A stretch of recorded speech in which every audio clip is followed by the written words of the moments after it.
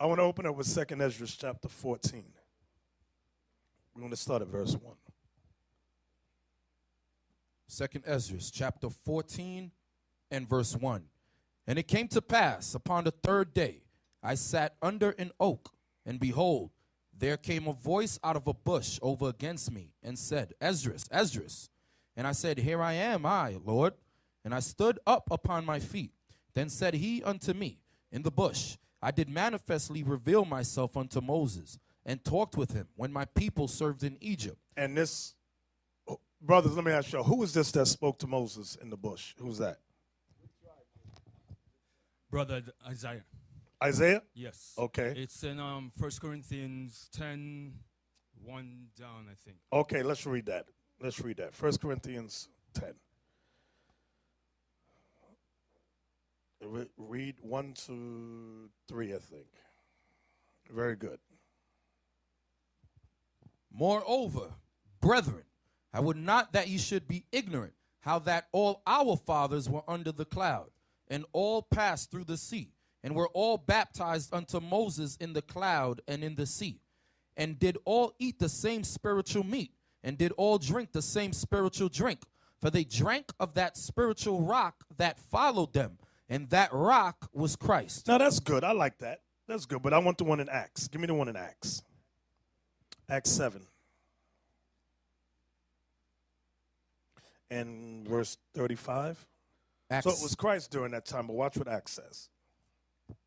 Acts 7, verse 35. This Moses whom they refused, saying, Who made thee a ruler and a judge? The same did God send to be a ruler and a deliverer, but by the hand of the angel which appeared to him in the bush. Y'all see that? So the angel that was in the bush was Christ. The angel, the word angel just means messenger. That's what it means. The messenger that was in the bush was Christ. So now, go back to 2nd Ezra, please. Chapter 14 and verse 3, I think you're in. 2nd Ezra, chapter 14 and verse 3. Then said he unto me, In the bush I did manifestly reveal myself unto Moses, and talked with him when my people served in Egypt. And I sent him, and led my people out of Egypt, and brought him up to the Mount of Sinai, where I held him by me a long season. Stop. Brothers, raise your hand if you know the answer. What is the long season? Let me hear this brother right here with his hand up. Yeah, you. Put your hand back up. Yeah, you. Yep. Brother Moses, Brother Moses. 40 days and 40 nights. Right, 40 days and 40 nights. Very good.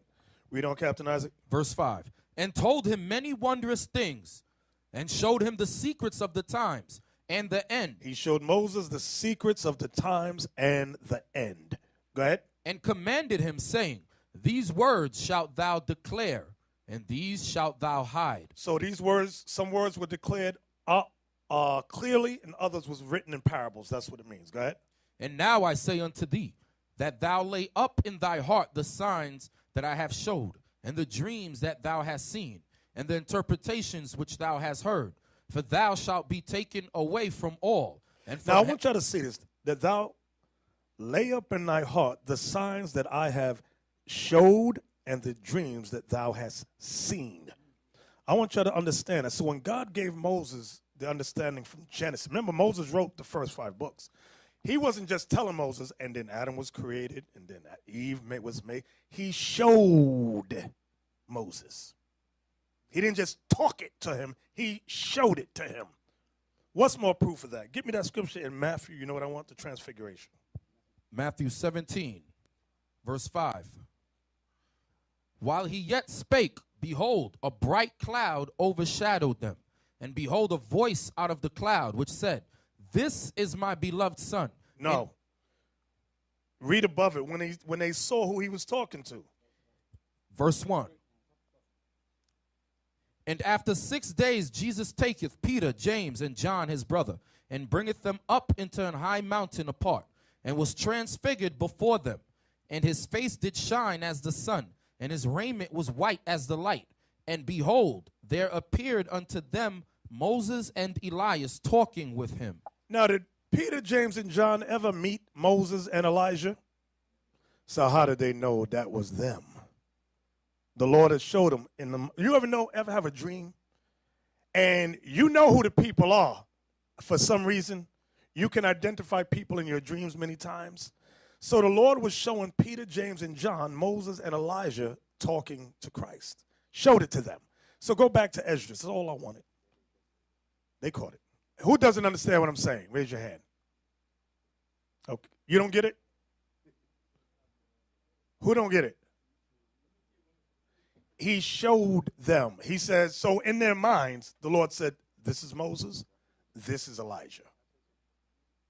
Like the bishop said, did the brothers meet Moses and Elijah? No. So how would he know that was them?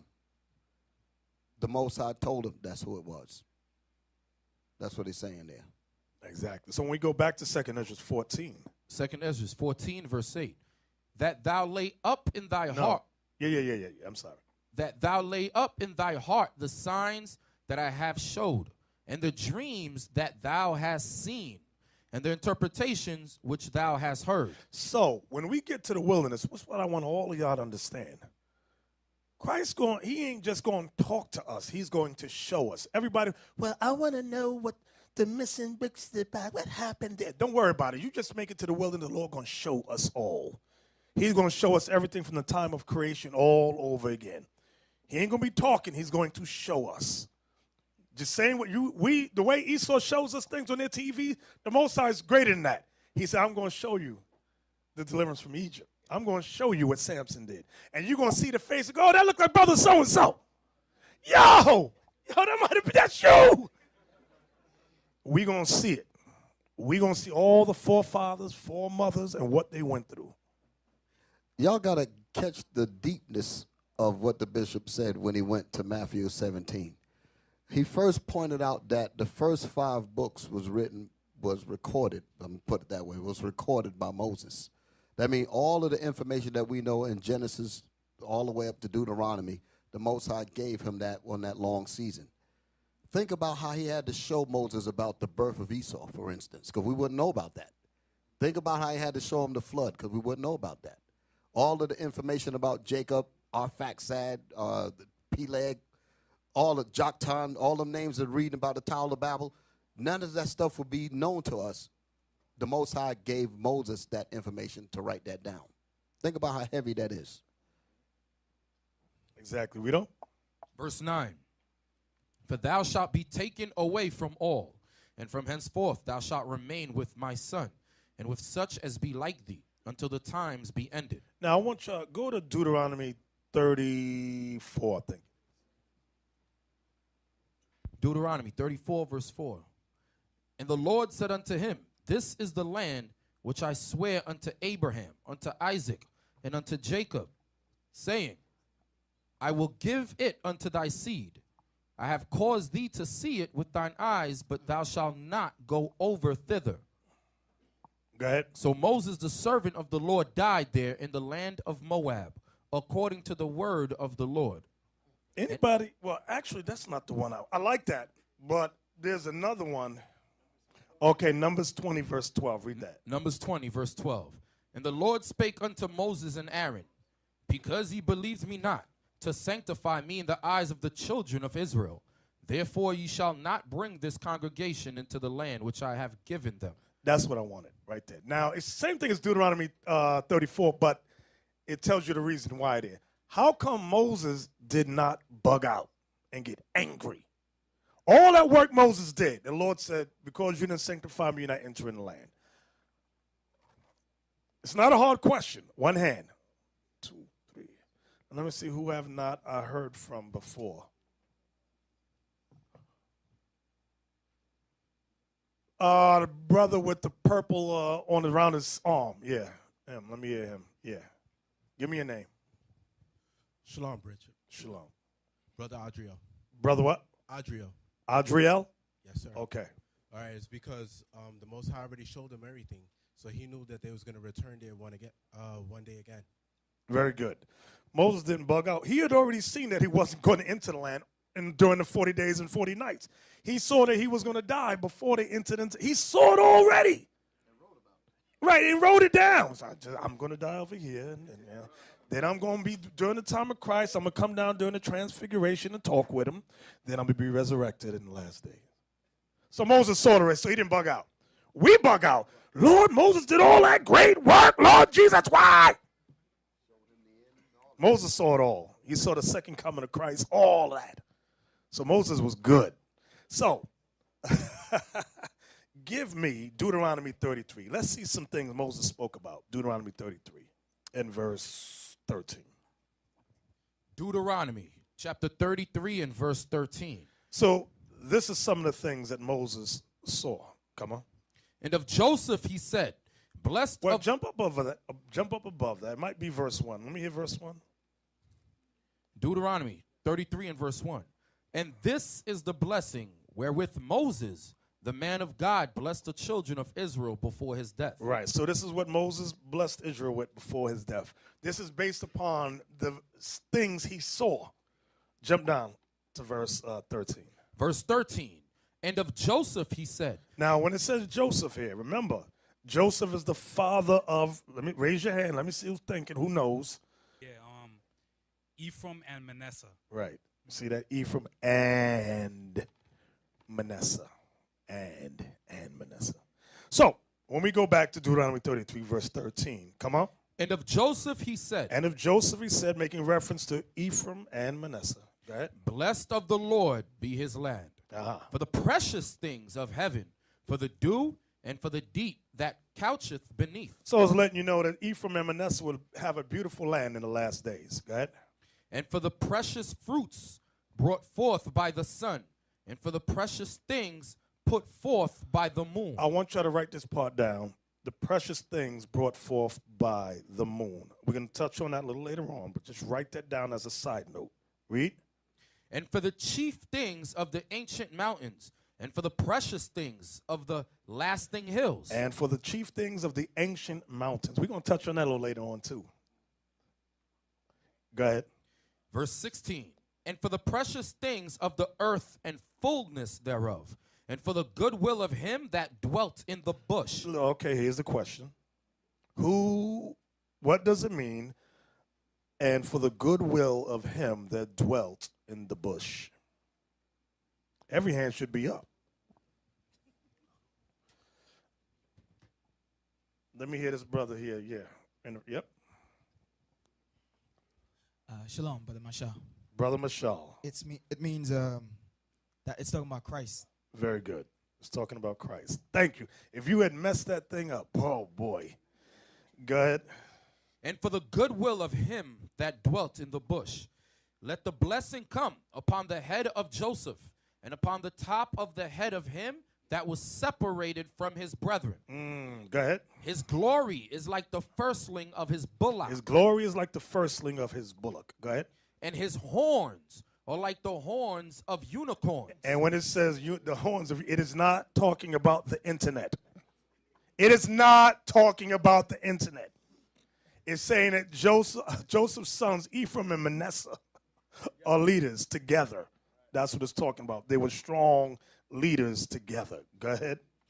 With them. And here's the proof. With them, the two horns, with them, what will he do? He shall push the people together to the ends of the earth. That's the proof. It ain't talking about the internet.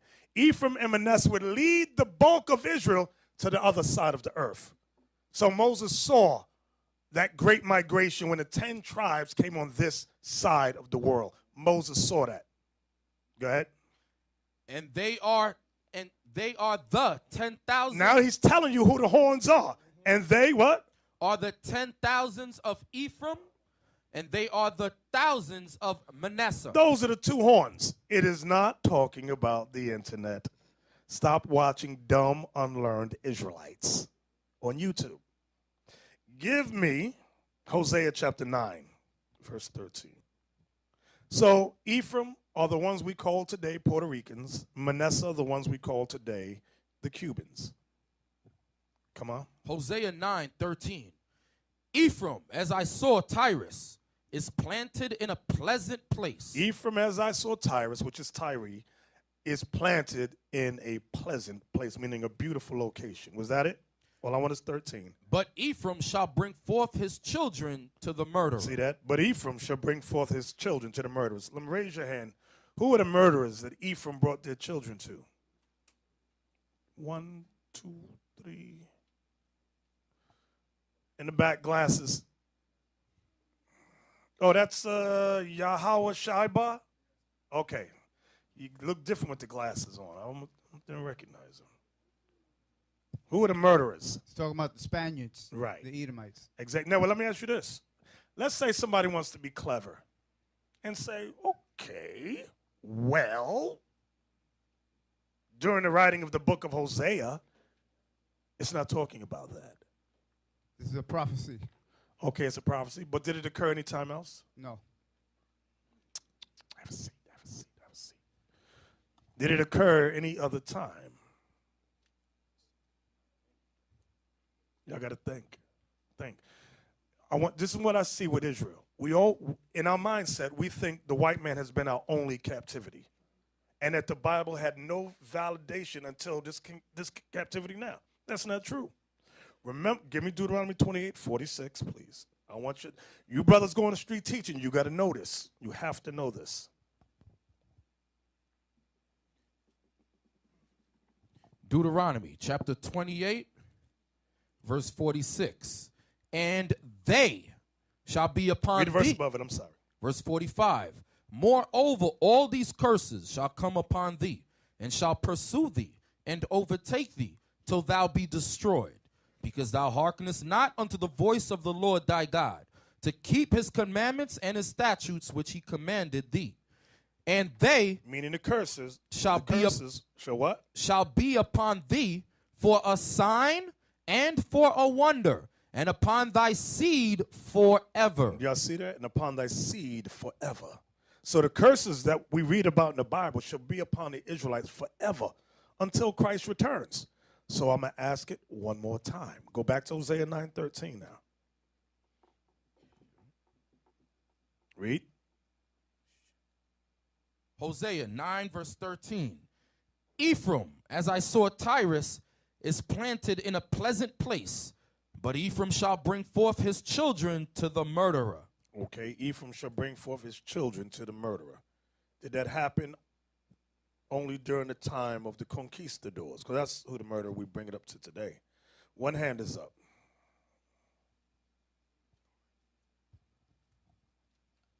That happened to. Who are you? Masha. Mashal? Brother Masha.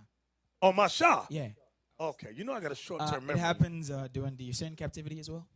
Hmm? The Assyrian captivity. Very good. During the Syrian captivity as well. I want y'all to remember that. Captain Isaac, jump down to verse 17. Verse 17. My good will cast them away.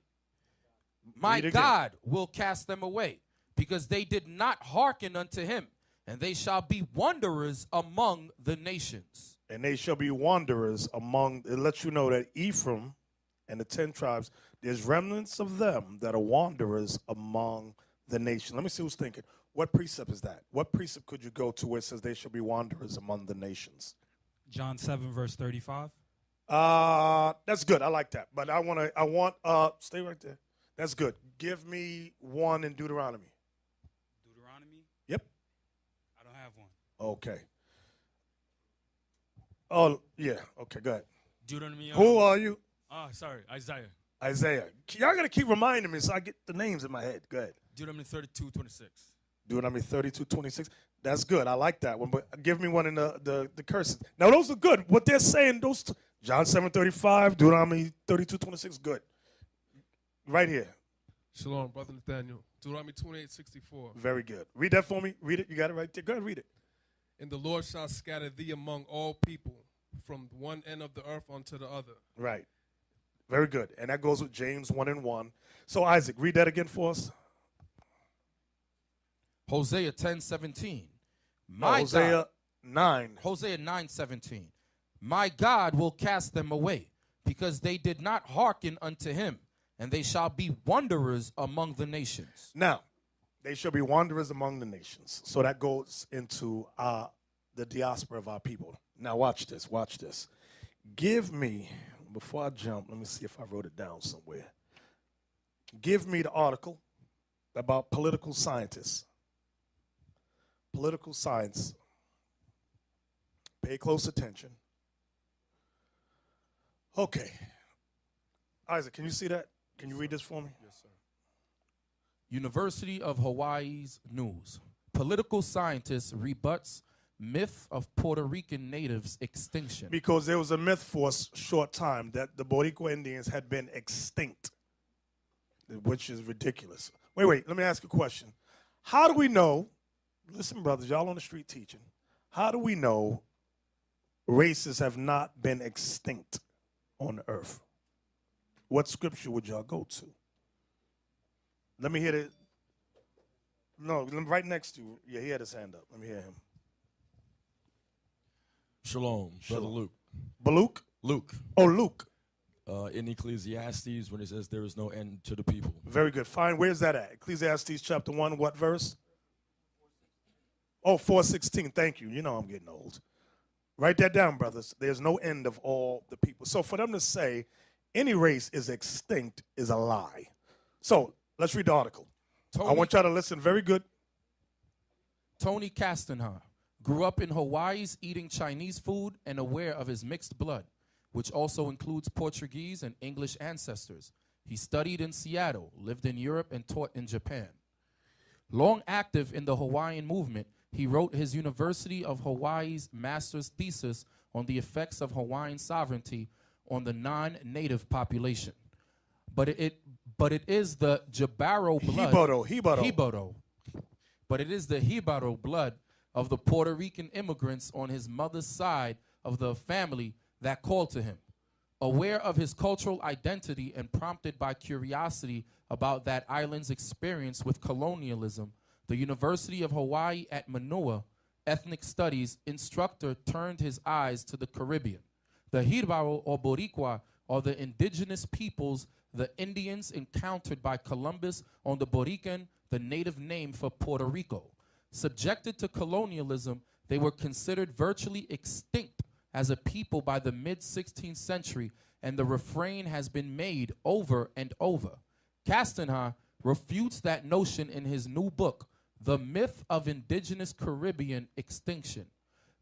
Continuity and reclamation. Continuity and reclamation in Borican, Puerto Rico.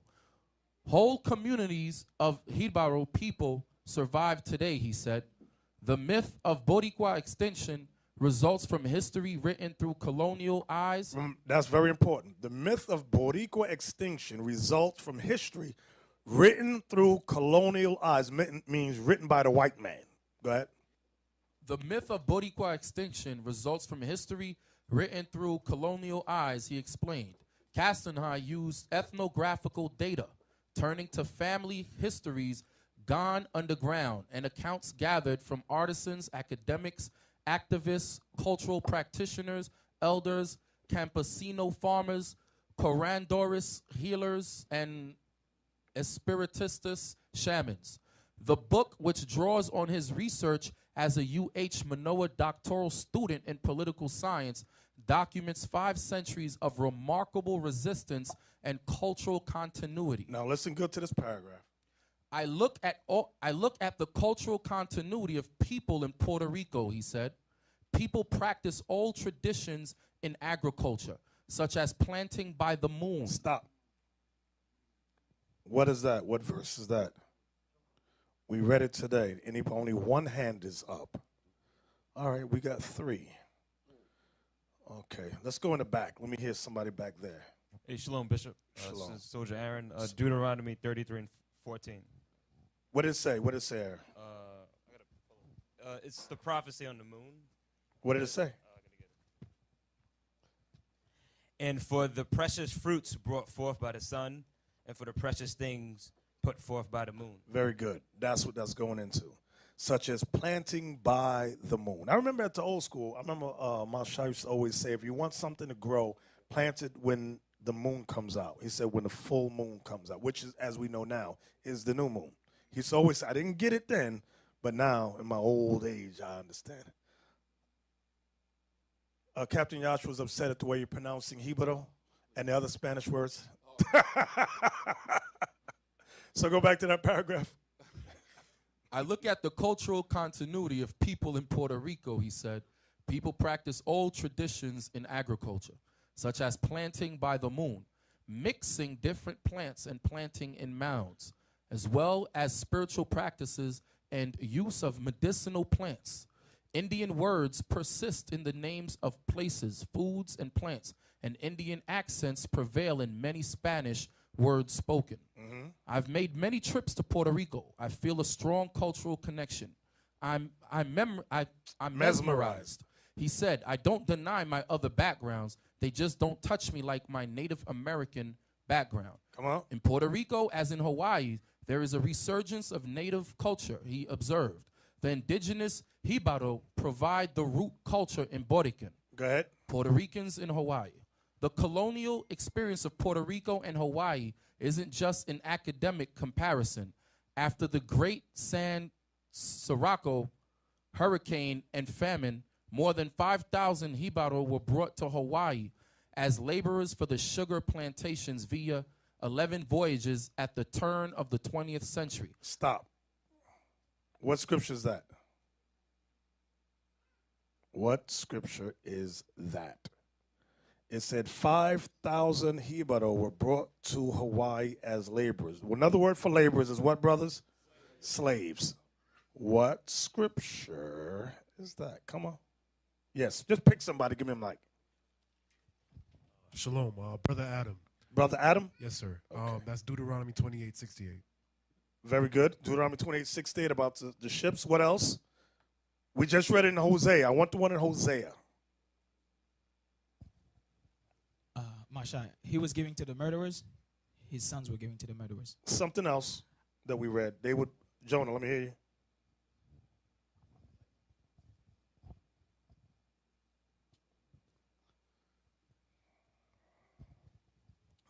That's Hosea 9:17. They shall be wanderers among the nations. Right. They because shall be do not want- wanderers among the nations. That's what you have to understand. And what I want y'all to see, with those 5,000 Puerto Ricans that was taking it, y'all don't think they married with the people there and had kids?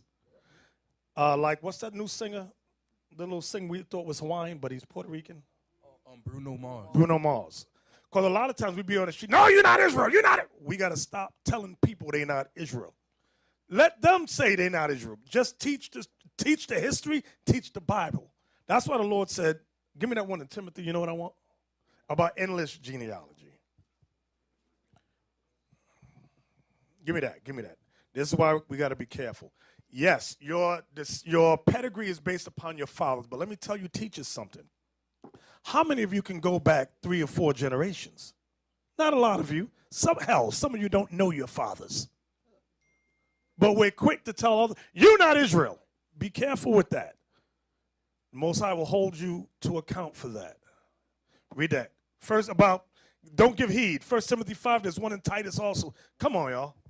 1 Timothy's 1 and 4. Neither give heed to fables and endless genealogies, which minister questions rather than godly edifying. Y'all see that? Endless genealogies minister questions. Well, then who's your father? And then what was his father? And then who's his father? We can only go, how far? I can go back just 3. That's as far as I could go. Don't ask me who was the 4th, the 5th, 6th. I don't know. So that's why that scripture's there for us. All right. Everybody understand that? I hope y'all understand that. So now, watch this. Give me Deuteronomy 28:64, which the brother read earlier. I just want to read it again. Deuteronomy chapter 28, verse 64. And the Lord shall scatter thee among all people. And the Lord shall scatter thee among all people. So, like we just read and proved, 5,000 Puerto Ricans were sent to Hawaii as slaves.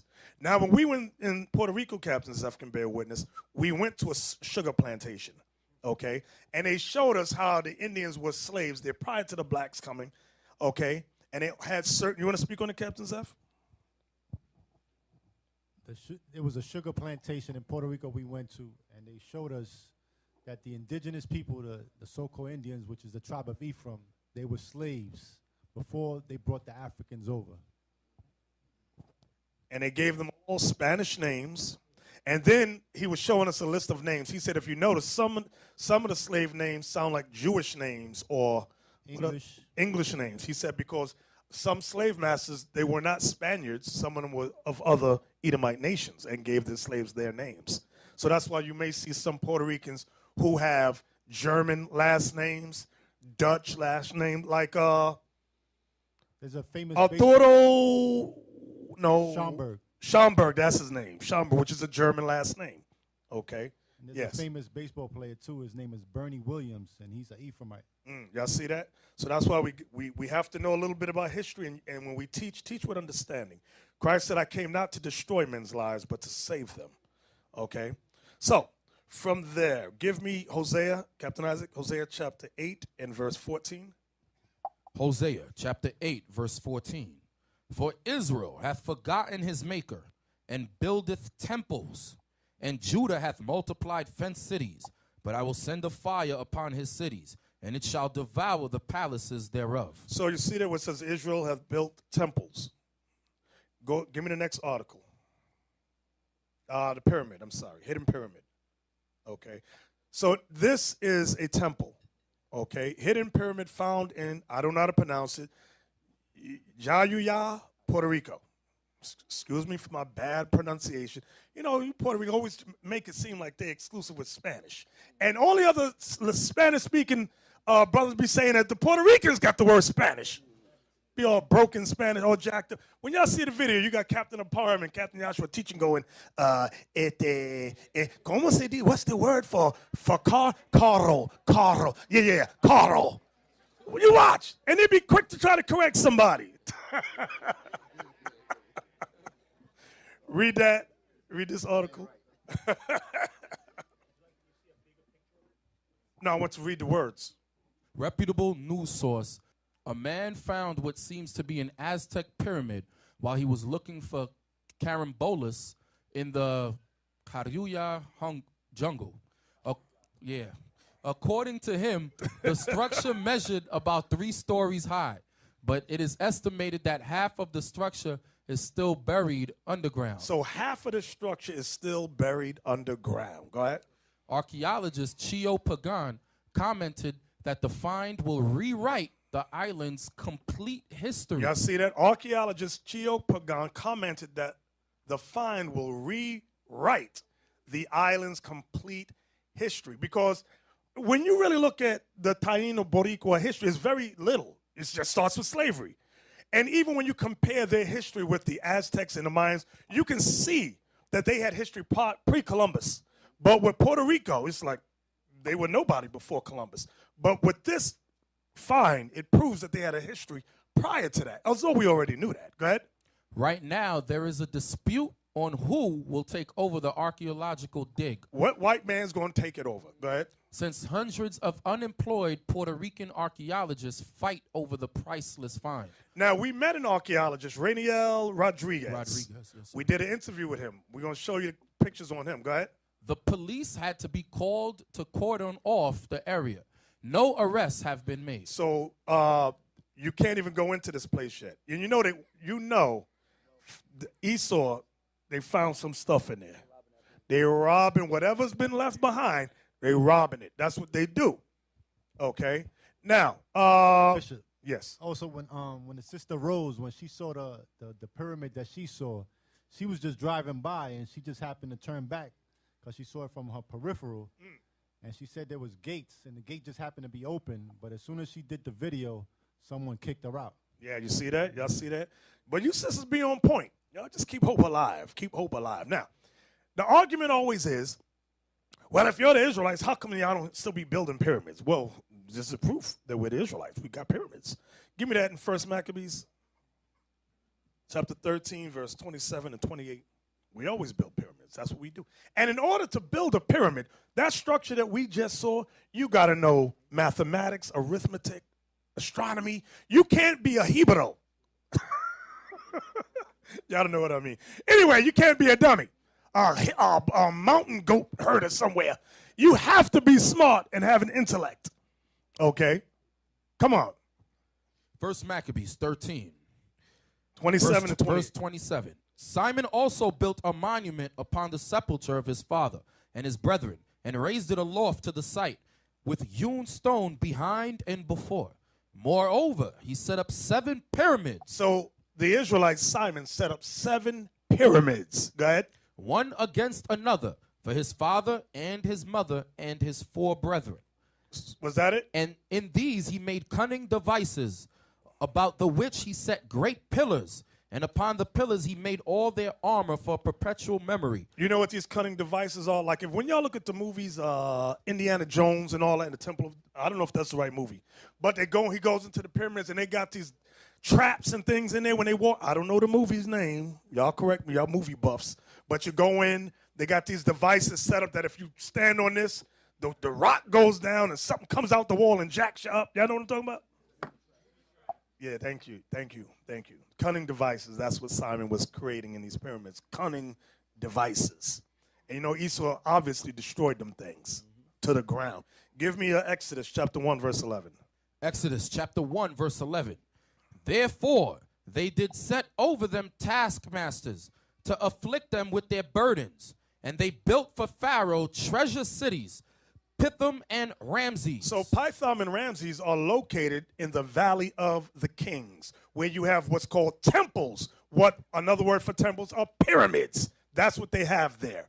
So who built them? Israelites. Okay, we built most of those things in the Valley of the Kings, and those things you find Puerto Rico, as we have now discovered, Central and South America, and parts of Mexico. So it's letting you know, though the fact that it ties back to Egypt lets you know those are Israelites. Everybody understand that? So now watch this. Give me, what do I want now? And you know what, Captain Isaac, you said something when we were discussing with the professor, Rainiel Rodriguez. Isaac said, go ahead, tell him what you said. Well, basically I said if all of these pyramids and all of these stones were Hebrew writings, Phoenician texts, they're all being found where? Mexico, Venezuela, Peru, Puerto Rico, right? But the so-called Jewish people, you'll never find none of these stones coming up in Poland, Czechoslovakia, Hungary, Russia. You'll never find that over there. Why is that? Because they're not the Israelites. That's why. Exactly. All praises to the Most High. That was a good point. I love that point. Give me Hosea chapter 3. You know, all these nations, man, that you know, like Psalm 83 said, I mean, there's a conspiracy against the Israelite. Even though when we come out, we showing true histories, we showing truth about our people. There's always like a few bones that throw out here. You understand? You just said these people is no more. But how the hell they was brought up in cargo slave ship to other land, to other countries? But there was no more. You understand? Esau forcing us to do to research the histories. You understand? But he will hide the true history, just giving it to his own elite people. But us, he will giving us the water, the how you call it? Yeah, watered down. You understand? So we have to be very mindful. Okay, read that for me, Captain Isaac. Hosea 3 and 4. Hosea 3 and verse 4. For the children of Israel shall abide many days without a king, and without a prince, and without a sacrifice, and without an image. Oh, that reminds me.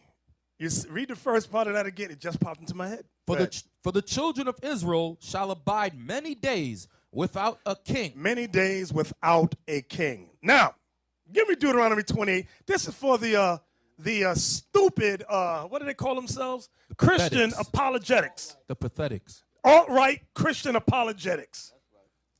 The alt-right Christian apologetics. That's their name. Give me that. You know what I want? Deuteronomy 28 about, yeah. Verse 36, yeah. Deuteronomy 28:36. The Lord shall bring thee and thy king, which thou shalt set over thee, unto a nation which neither thou nor thy fathers have known. Listen good. These dumb alt-right Christian apologetics tried to use that to go, so who was the kings in Israel during the transatlantic slave trade? Huh? See, we proved them wrong. Then you got all these stupid Edomites going, can. Yes. No.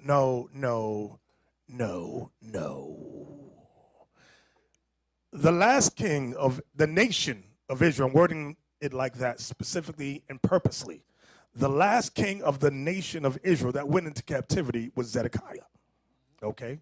Now, after that, who was the king of the Israelites during the time of Persia and Media? Who was he? Anybody know? There was none. Who was the king of Israel during the time of the Greeks? There was none. Who was the king of Israel during the time of the Roman captivity? There was none. He wasn't set up as the king. Thank you, Jonah. We appreciate you, but. So, Deuteronomy, what I want y'all to see about Deuteronomy, the 28th chapter, sometimes it applied during certain captivities, other times it did not. For example, when you read Deuteronomy 28, verse 51, let me hear, about the siege. Verse 52. Deuteronomy 28:52. And he shall besiege thee in all thy gates until thy high and fenced walls come down. Read. Wherein thou trustest throughout all thy land. And he shall besiege thee in all thy gates throughout all thy land. Listen good. Which the Lord thy God hath given thee. Read. And thou shalt eat the fruit of thine own body, the flesh of thy sons and of thy daughters. Stop. That happened twice. I'm going to see who know the history now. When are the 2 points in history that happened? Okay, right there. Yep.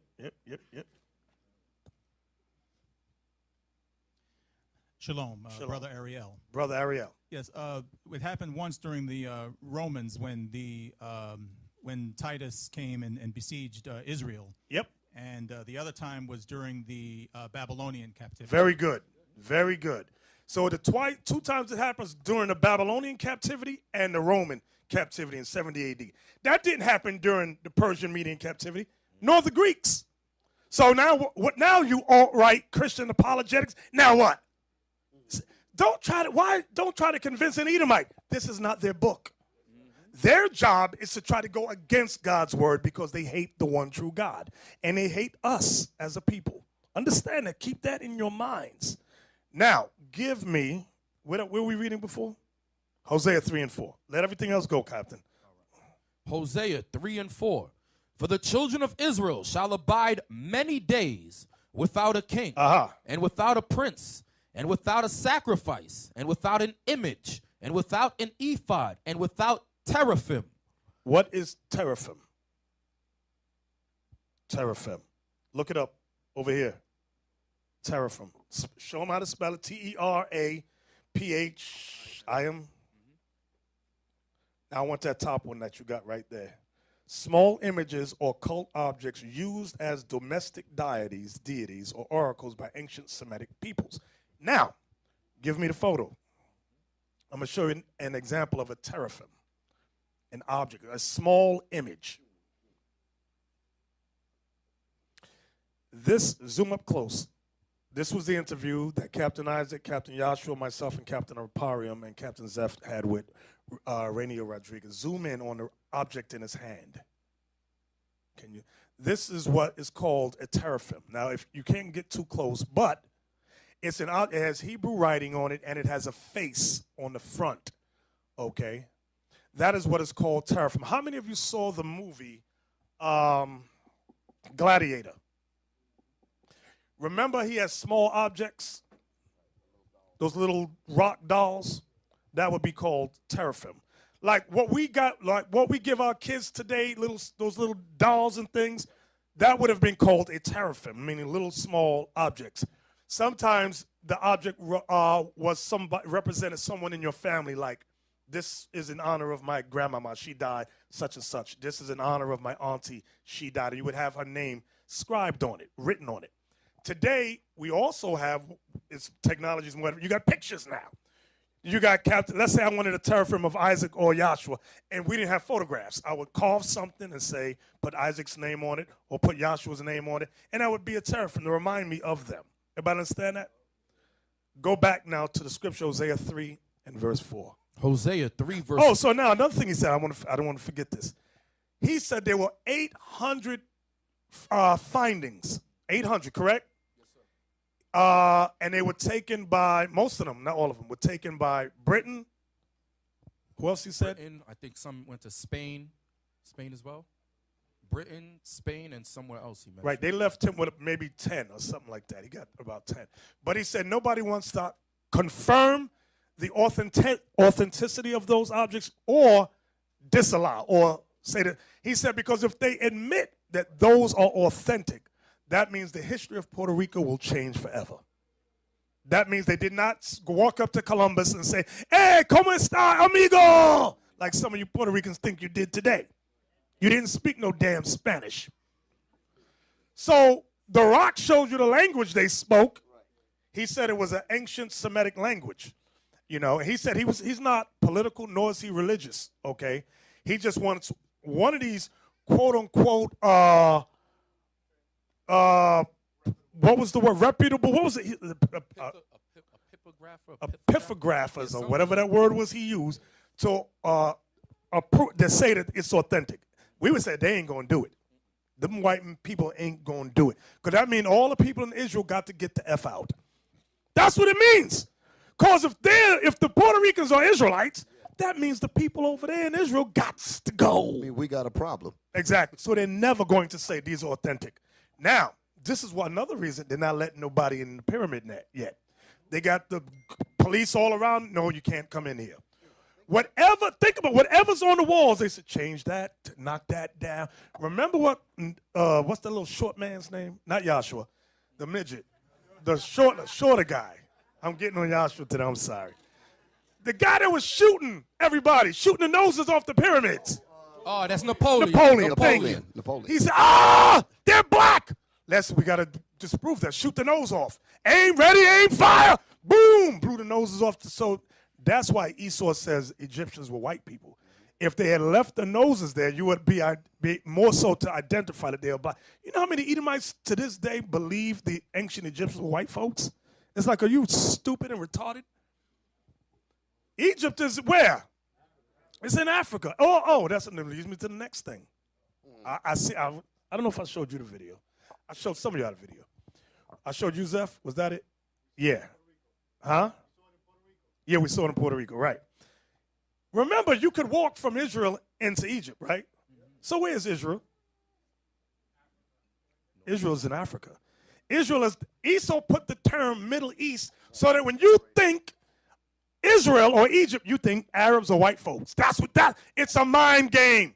There was no term as Middle East ever. Esau, to make this the term, they're all going to go with it, teach it in the school system. So now you say, where's Egypt or Israel? Middle East. But when you look on the actual map, it goes Israel, Egypt, then I forgot what's under Egypt. Sudan, it's Libya, it's all connected. Remember, Israel was in a land of who? Canaan. That's Ham. That's Ham. That's come. Why they say come? Spitting all on the mic. Come. So these are the things we really got to recalibrate our thinking. Esau has done a job on everybody. They the devil the Bible speaks of. Now, give me the next article about the Taino Indians. Okay, let's go down. Now, Captain Aparim has a book that explains the word Taino is more of an adjective, and it meant something. What was it, the meaning he was showing us? I used to know, I just don't remember the second. Good people. Buena gente. Buena gente, okay. And Boricua was a Hebrew word that meant brave, noble lords. He got the book. Okay, Taino, where do I want to get to in this part? Go to when the time came for Columbus. Go down. I don't want to read all of this. When the time came for Columbus. Keep going. Okay, right there. I'm going to start here. Captain Isaac, can you read this for us?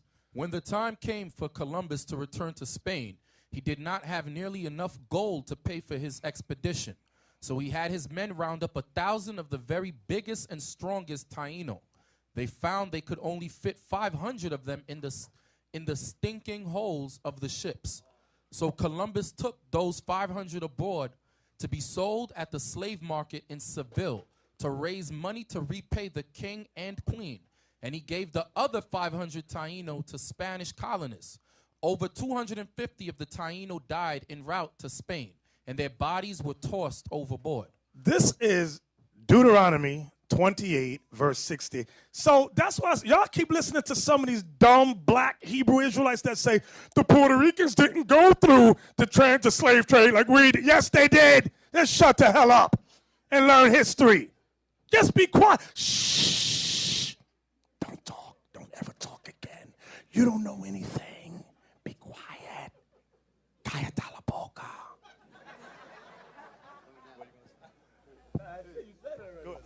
Listen, the individualites, that's for you.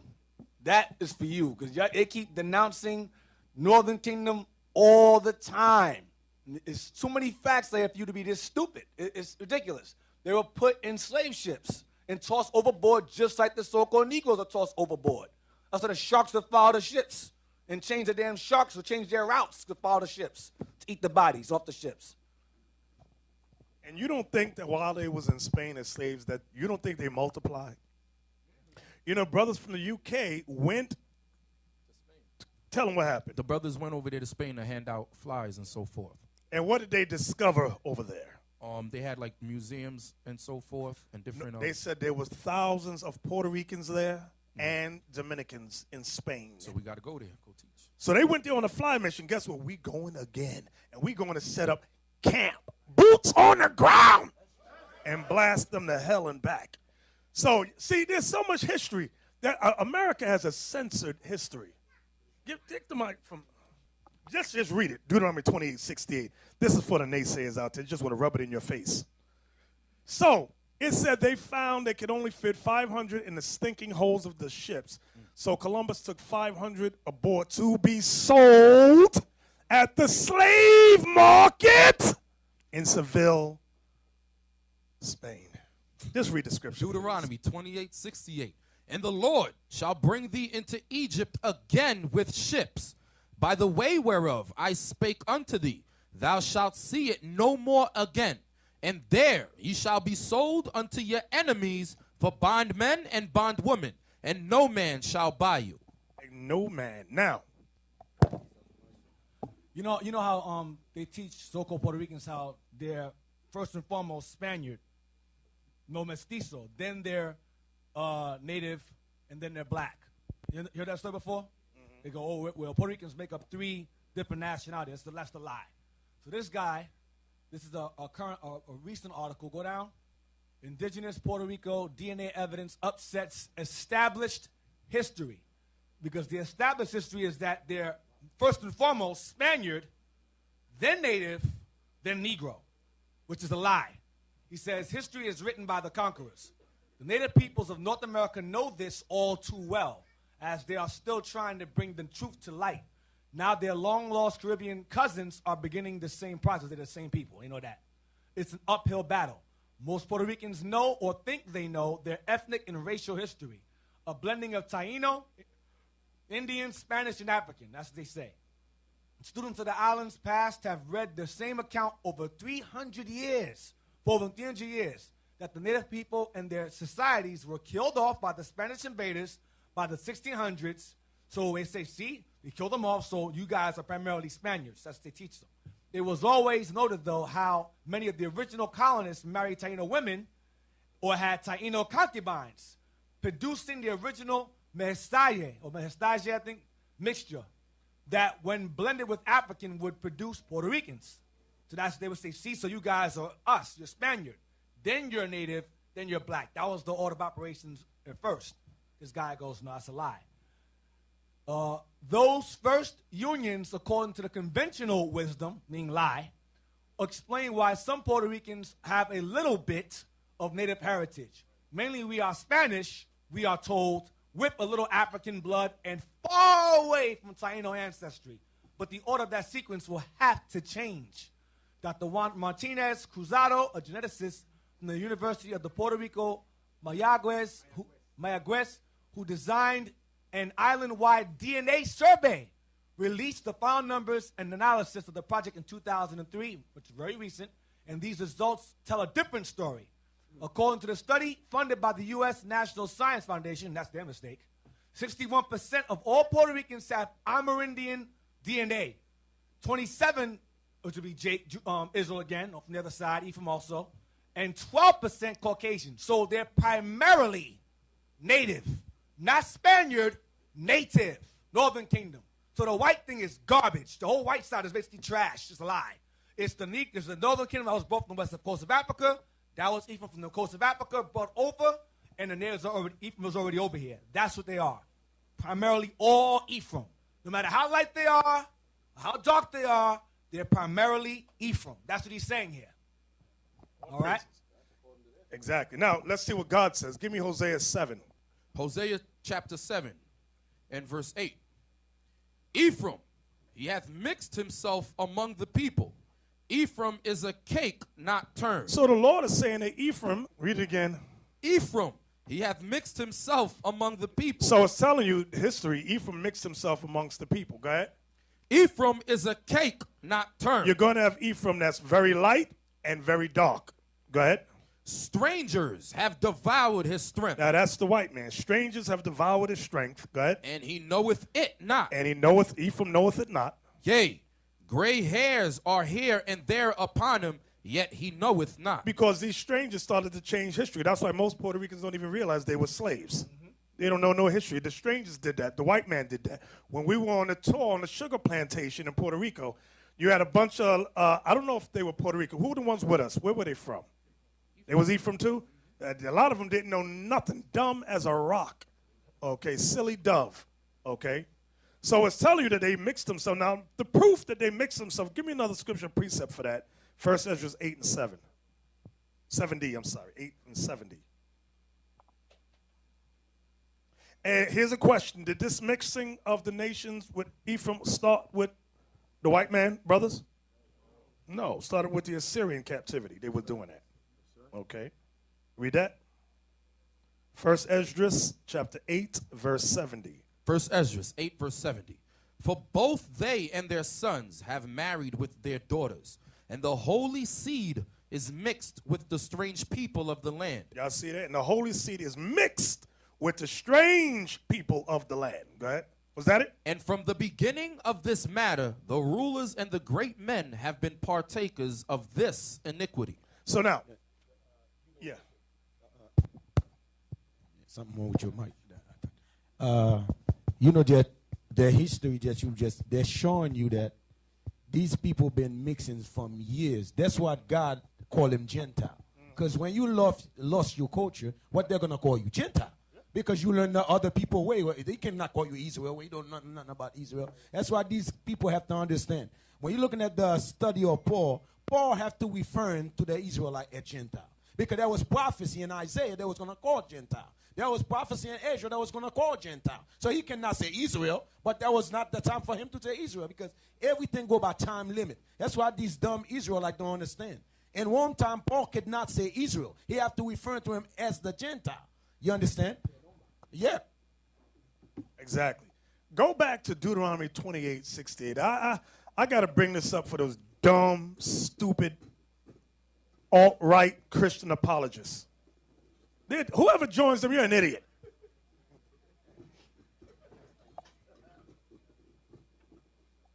Read that. What verse you want, Bishop? 68. 68. And the Lord shall bring thee into Egypt again with These ships. dummies say, see, it's talking about real Egypt. This is the alt-right Christian apologist. It's talking about real Egypt. It ain't talking about America. Then they go, ha ha.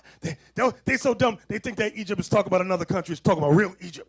Give me Hosea, please. Chapter 7 and 11. Hosea. Actually, 9 and 3. I like 9 and 3. Hosea 9 and verse 3.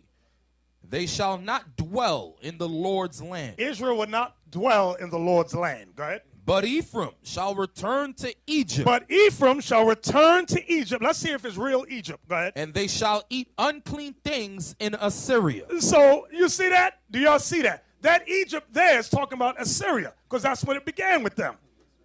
So, you dumb alt-right Christian apologetics, shh, you need to be quiet too. You don't know nothing. Nothing. This is our book.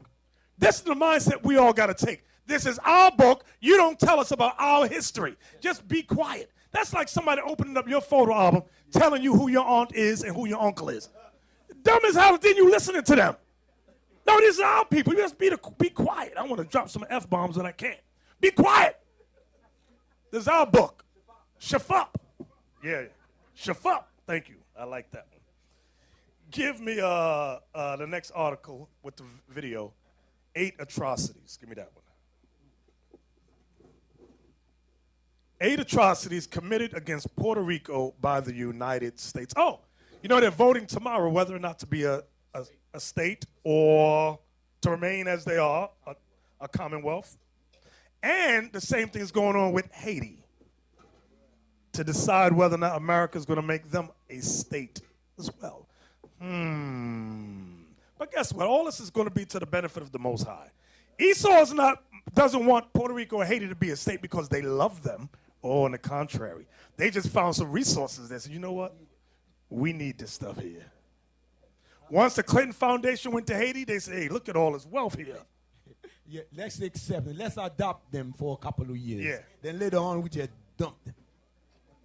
You know, in Puerto Rico, they had all kind of student protests, which is not seen on the Caucasian News Network. Students barricaded throughout the colleges. Remember that, Captain Isaac? We were like, this is not on the news in America. All the students, they had pictures of the bankers all on the walls with graffiti, calling them all kind of curse words I can't say, but y'all don't see it on the video. And we were like, yo, this is not on the news nowhere. Going through food strikes and things like that. Crazy, because they raised the tuition of the colleges, so they said, oh, we got to offset the national debt. Listen, you're making the poorest students out of this, kicking them out. That's what you're doing. They're closing elementary schools in Puerto Rico, junior high schools, high school, closing them at a phenomenal rate. And none of that is on the news. None of that. So read that. Okay, let's read what it says. Let me see what it says under it. Isaac, come on, help me. Read. Puerto Rico is an unincorporated territory of the United States located in the Caribbean Sea. It is a small island with a population of almost 4 million citizens. On July 25th, 1898, during the Spanish-American War, the United States invaded Puerto Rico and commenced a long relationship between the two. With this list, I'll try to underline 8 atrocities committed by the United States in Puerto Rico. La Operación is a documentary that highlights the female sterilization policy. This policy was implanted by the United States as part of FDR's Operation Bootstrap. In a move toward industrialization, by 1974, 35% of the Puerto Rican women were sterile, and this number reached 39% by 1981. The problem with this sterilization policy is that most of the Puerto Rican women were misinformed about the sterilization process, and most of the women didn't know what the consequences would be. So now, right there, that forced sterilization that nobody wants to talk about. Look up, I put an article on GroupMe some time ago about Campos, where he found a letter. It might be here. Go down. Let me see something. Go down. Let me look. Go down. Go down. Go down. Go down. Go down. Go down. Okay. Go. This is him. This is one of the revolutionaries of Puerto Rico. Go down. Let me see something what it says. Let me read. Stop. Oh, that's it. Number 5. Number 5.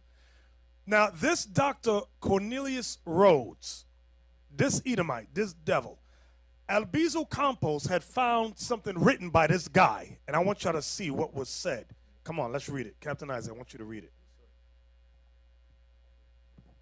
Dr. Cornelius Rhodes was an American doctor and pathologist that became infamous for performing several objectionable experiments with human beings.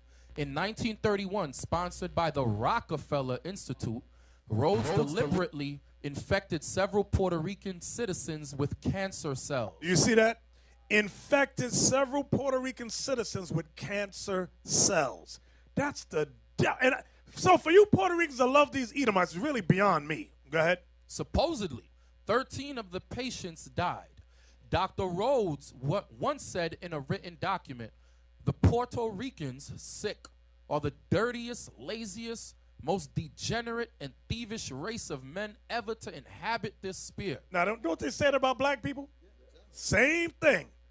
Go ahead. I have done my best to further the process of extermination by killing off 8 and transplanting cancer into several more.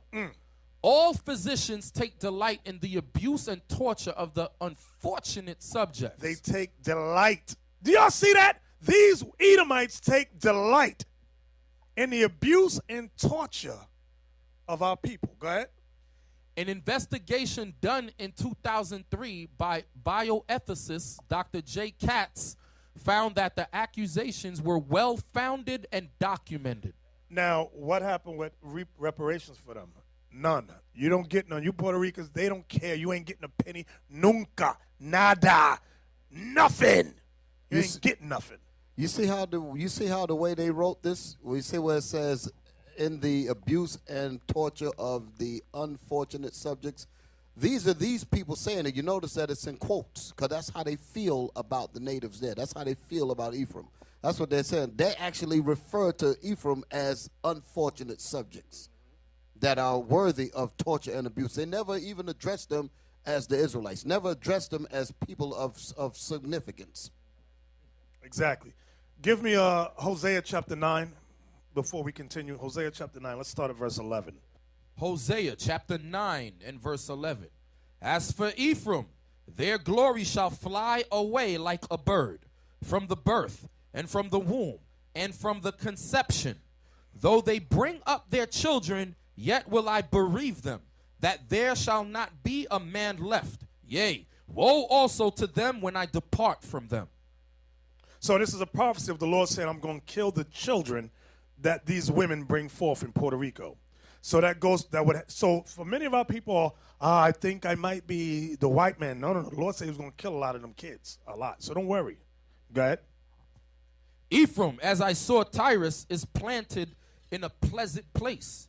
But Ephraim shall bring forth his children to the murderer. Give them, O Lord, what wilt thou give? Give them a miscarrying womb and dry breasts. That's when the Lord was killing off a lot of the kids. Go ahead. And that's why another thing with that forced sterilization as well. Go ahead.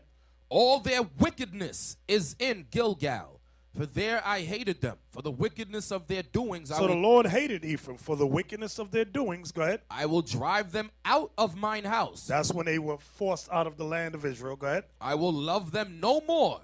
All their princes are revolters. Ephraim is smitten. Their root is dried up. They shall bear no fruit. Yea, though they bring forth, yet will I slay even the beloved fruit of their womb. So God said, I'm going to kill a lot of their children. A lot of them babies that they had with the Spaniards was put to death. Because there was a lot of rape. When we went to that sugar plant, they said there was a lot of sex going on with them Puerto Rican women, the Tainos that the white man was doing. And the Lord told us a lot of them kids was put to death. They died. So now, don't worry about you being Esau. Get over that. Go back to that thing. And based on the statistics that you just showed, it said, what was the percentage again? You remember? 1% native, 27% native Ephraim from the West Coast, and then 12% Caucasian. See that? So don't worry. Y'all all right. Go ahead. Where we at? Come on. Go back to this article. Now go back up to number 7, I think. You was at 7. Vieques. All right, I wanted to read about Vieques. Read that, Captain Isaac. Vieques is an island municipality municipality of Puerto Rico located in the northeastern Caribbean. It is also known as La Isla Niena. Vieques has a total area of 134,004 square miles and is inhabited by more than 9,000 Viequenses. From 1941 to May 1st, 2003, the United States Navy used Vieques for naval training and testing. From 1941 to 1942, the U.S. Navy expropriated 22,000 of Vieques' 33,000 acres. By 1963, the Navy owned 22,600 acres of Vieques, almost 70% of the island. In 1948, they commenced bombing exercise, which continued for 55 years. Over the course of their stay, more than 22 million pounds of military and industrial waste was deposited on the island. And you know what? The Puerto Ricans have no say in this. All those bombings, you know there's nuclear radiation over there. Give me the next number. Yeah. No, you're going back. Let's go. Yeah, Bishop, they also said the kids that raise up in the environment, they don't grow up like regular kids. There was a special on that. Okay, radiation experiments, go ahead. Come on. Read this one. This is Pedro Albizu Campos. He was one of the great revolutionaries of Puerto Rico. And you know, I did a test in Puerto Rico. I asked the brothers, name me at least 4 or 5 Puerto Rican revolutionaries. Wait, let me do the test here. How many are here Puerto Rican? Raise your hand. Now ain't no Puerto Ricans in here? Raise your hand. Let me see. Hi. It's only 1 Puerto Rican. 2.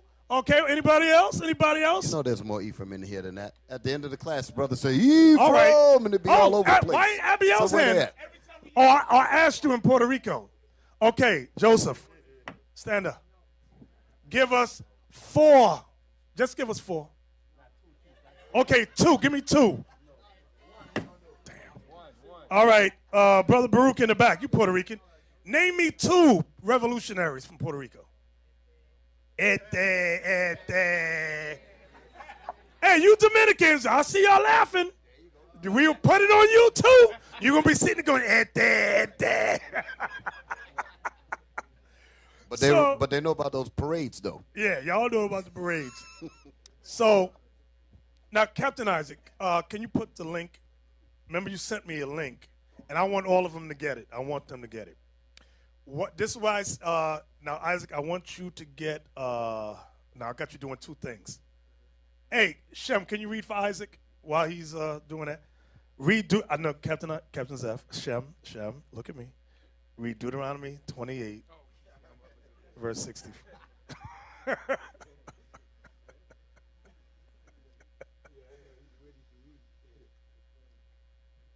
Deuteronomy 28, verse 68. Give me 68.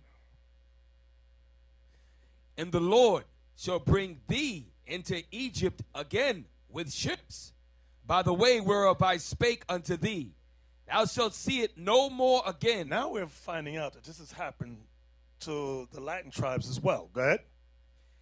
And there ye shall be sold unto your enemies for bondmen and bondwomen, and no man shall buy you. Now, you all see that bottom part, and no man shall buy you. See that, Joseph, right? You see that? Baruch, you see that? And no man shall buy you. Joseph, stand up and tell me what that part means. No man shall buy you.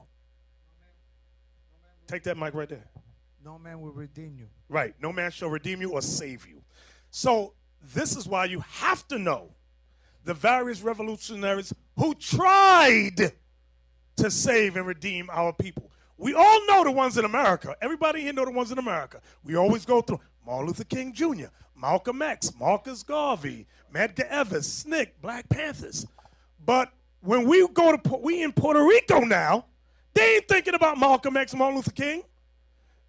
Who will you use to explain, and no man shall buy you? No man shall.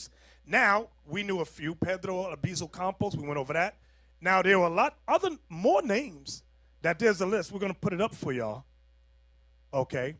So, same with Santo Domingo, you go to these various countries, you should know something.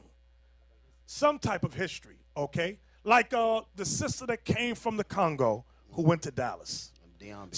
Diambi. I sit back and say, you know what? Let me find out some revolutionaries there. I found Patrice Lumumba. And I had already known about him before, but I didn't associate. I thought he was Haitian all his time. Dummy.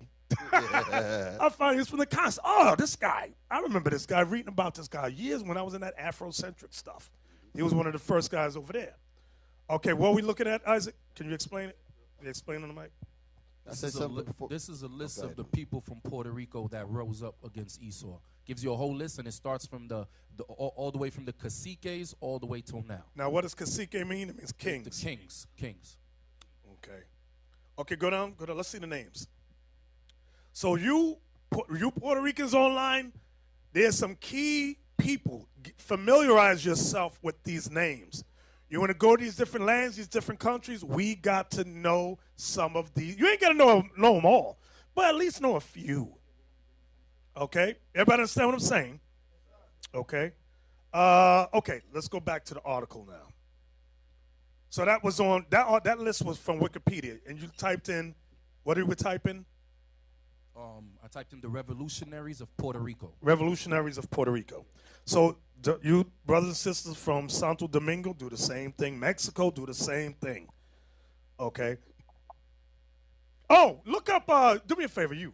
Look up Young Lords for me. Young Lords. Okay, there we go. There we go. Now go down. Now this guy right here, right there, famous world journalist, one of the leaders of the Young Lords. I always ask this question. Now I'm not trying to say nothing, but I just always wondered. Yes. I want all y'all to think about such people like, what's the sister from the Black Panthers? Angela Davis. Geraldo Rivera was their attorney for the Young Lords. How? Now, y'all help me out here. I'm not that smart. How can you be accused of trying to overthrow the government and get such prestigious positions? I just find it strange. These are things that make you go, That's all I'm saying. I ain't saying nothing really. Okay, go back out. Go back out. Thank you, brothers, for help. Thank you. We appreciate y'all. Thank you, Abiel. We appreciate you. You know, Abiel and Officer, I don't know how many of y'all know Officer Amariah. He's Haitian. Very, very light. Very light skin. I mean, Captain Shem light like that. You dark? You darker than him? But anyway, Abiel, put the camera on Abiel. Put the camera on Abiel. Abiel will stand next to Officer Amariah, and the people in Puerto Rico, they'll look at Abiel, walk past him, and go to Amariah, speaking to Amariah in Spanish. And Amariah's like, but I know I don't speak Spanish. And Abiel's like, I'm picking the patty! I'm picking the patty! So then they have to resort and go to you. They didn't want to hear it from you, a black mouth. They wanted somebody else, somebody light skin, light, more appealing. You black like this. Yeah, you just that's black. I tell y'all, people is crazy. Read that for us. Hosea, chapter 5, verse 11. 11. Ephraim is oppressed and broken in judgment. Now, we saw this all throughout Puerto Rico. When it says Ephraim is oppressed and broken in judgment, they don't understand judgment. Our people do not understand judgment. The Bible says Ephraim is broken in judgment. Go ahead. Because he willingly walked after the commandment. The commandment he walked after was the commandment of who? Let me see. Who? The white man, yes. Los blancos. El gringos. El diablos. That's the commandment. That's why it says Ephraim is oppressed and broken in judgment because he willingly walked after the commandment. Because remember, the conquistadors and the whites there, and they're still ruling the island of Puerto Rico. They were the ones, their banking system was ruining the island, which goes back to Hosea 7 and 9, where it says, strangers have devoured his strength, and he knoweth it not. That means they are broken in judgment, okay? Yea, gray hairs are here and there upon him, yet he knoweth it not. It's letting you know Puerto Ricans will grow old and still not understand their history, their true culture, the history of what happened to them, they don't know, okay? Many of them think Columbus was their friend. No, and they got statues of Columbus all over the island. That's like putting a statue of Adolf Hitler. Why don't they do that? Hey, that's an idea. You want to put a genocidal maniac statue up, put a statue of Adolf Hitler next to Columbus. Watch the uproar, the so-called, no, you can't do that. Well, Hitler allegedly only killed 6 million. Columbus killed 200 million. So he's worse than Adolf Hitler. But nobody will ever do that. No one will even mention such a thing. No. Why would they have a problem by putting putting the statue of Hitler beside the statue of Columbus? Why would they, the Edomites, have a problem with that? Why?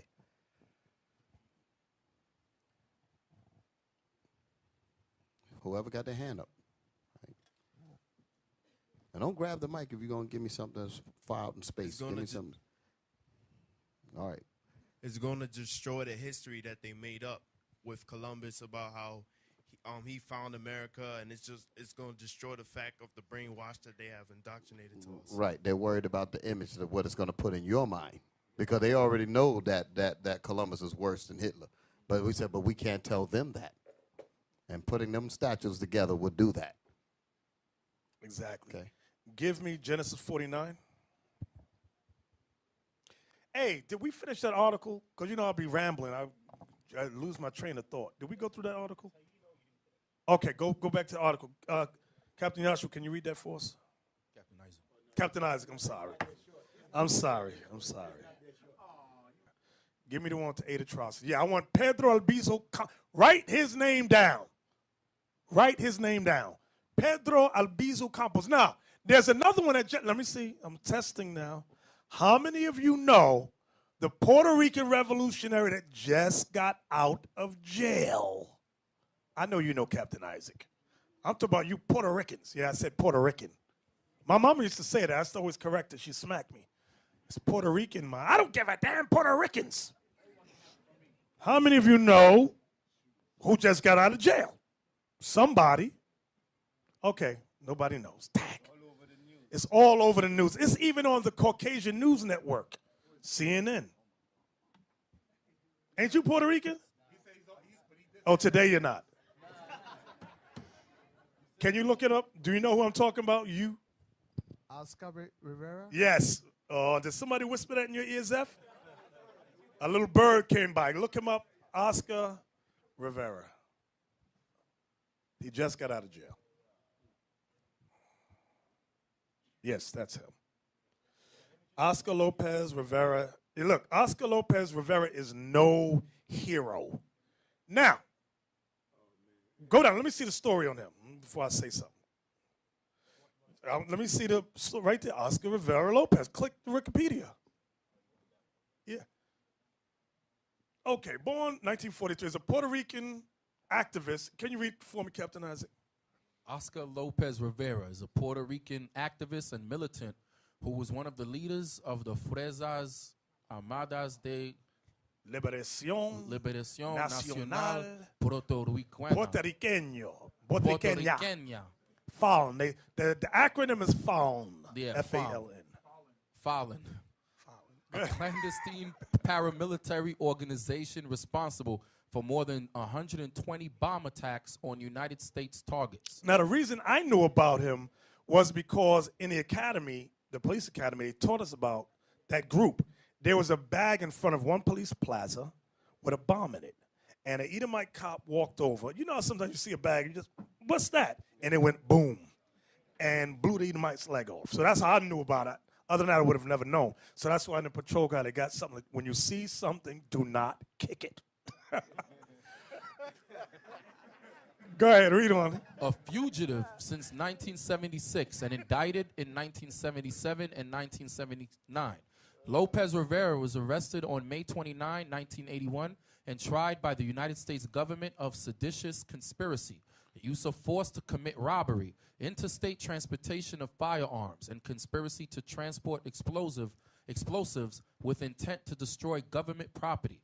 Lopez Rivera maintained that according to international law, he was an anti-colonial combatant and could not be prosecuted by the United States government. On August 11, 1981, Lopez Rivera was convicted and sentenced to 55 years in federal prison.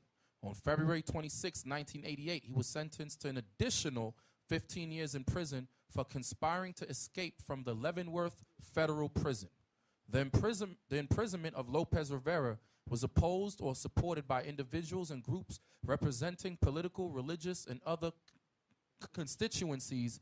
Some called him a terrorist, but others said he was a political prisoner. Several U.S. congressmen supported Lopez Rivera's release from prison. Now, you may or may not agree with his tactics of the alleged bombings. This is why I prefaced it by showing us the 8 atrocities committed against Puerto Rico. Remember the forced sterilization? Remember the implanting of the cancer into the people? There was a lot of things that this group, they knew about, and they were fighting against the white man, okay? Because there was nobody standing up for them to attempt to do anything. So although, like when we were in, remember we was asking the students, how far are you willing to go here in Puerto Rico? Because your schools are closing. Your country's being sold out by the white man. How far are you willing to go? I said, no, I'm not saying that we're going to make bombs. I'm not saying that. I didn't say that at all. Let's put that on tape. I didn't say that. But you need some leaders with some big balls, some cojones, some big mouth. And I do believe the CIA had infiltrated them while we were there. Because when you see the video, y'all see the white people in the back running their damn mouths. But anyway, he was one of the guys who got arrested in court, and he was not a crazy guy. He wanted the liberation of Puerto Rico. So remember that name, Oscar Lopez Rivera. Talk. Captain Aparium, they're sending me, so let me read what he's saying, in case I said something wrong. Hey, and when is Puerto Rican parade? I think it's on Sunday, right? Tomorrow. Yeah, Sunday. So he had supposed to appear at the Puerto Rican parade as a guest, as the forefront for the parade. You had a bunch of donors that was and sponsors pulling out. I was like, listen, we ain't supporting Puerto Rican parade. So it's a bunch of craziness going on in the news and the media over this brother being released from prison. All right? Exactly. Where we at? I lost my place. Where we at? Somebody help me. Somebody help me. Where we at last? Genesis 49. I wanted the article. Go back to the 8 atrocities of Puerto Rico. So, again, we have to know. We don't have to be expert in all history, which is what I'm saying, but we should know. Give me the scripture that don't be ignorant of anything. You know what I'm talking about? Find me that in the Sirach. Be not ignorant. You know what? Who knows where it is? Be not ignorant. Small matter of great. Thank you. Where is it? Sirach 5 and verse 15, you said, John? Yeah, 5:15. Read that for us, Captain Isaac. Sirach 5, verse 15. Be not ignorant of anything in a great matter or a small. So the Lord is telling us to know something about everything. Know a little something about everything. You don't got to be an expert in world history, but know a little something about everything. That's what we got. That's why I said when you want to know the revolution, just know a few names. You ain't got to know them all because there's a lot. Just know a few. Yes, go ahead. In the early Sabbath class, in the morning classes, one of the words that I was using with the relatively new brothers and sisters is the word tangibility in your teaching. Our job is to make the Bible, like we used to say in the old school, our job is to make this Bible real to our people, where they can feel the relevance of the scriptures to their lives. That's the tangibility, making the Bible tangent to their reality.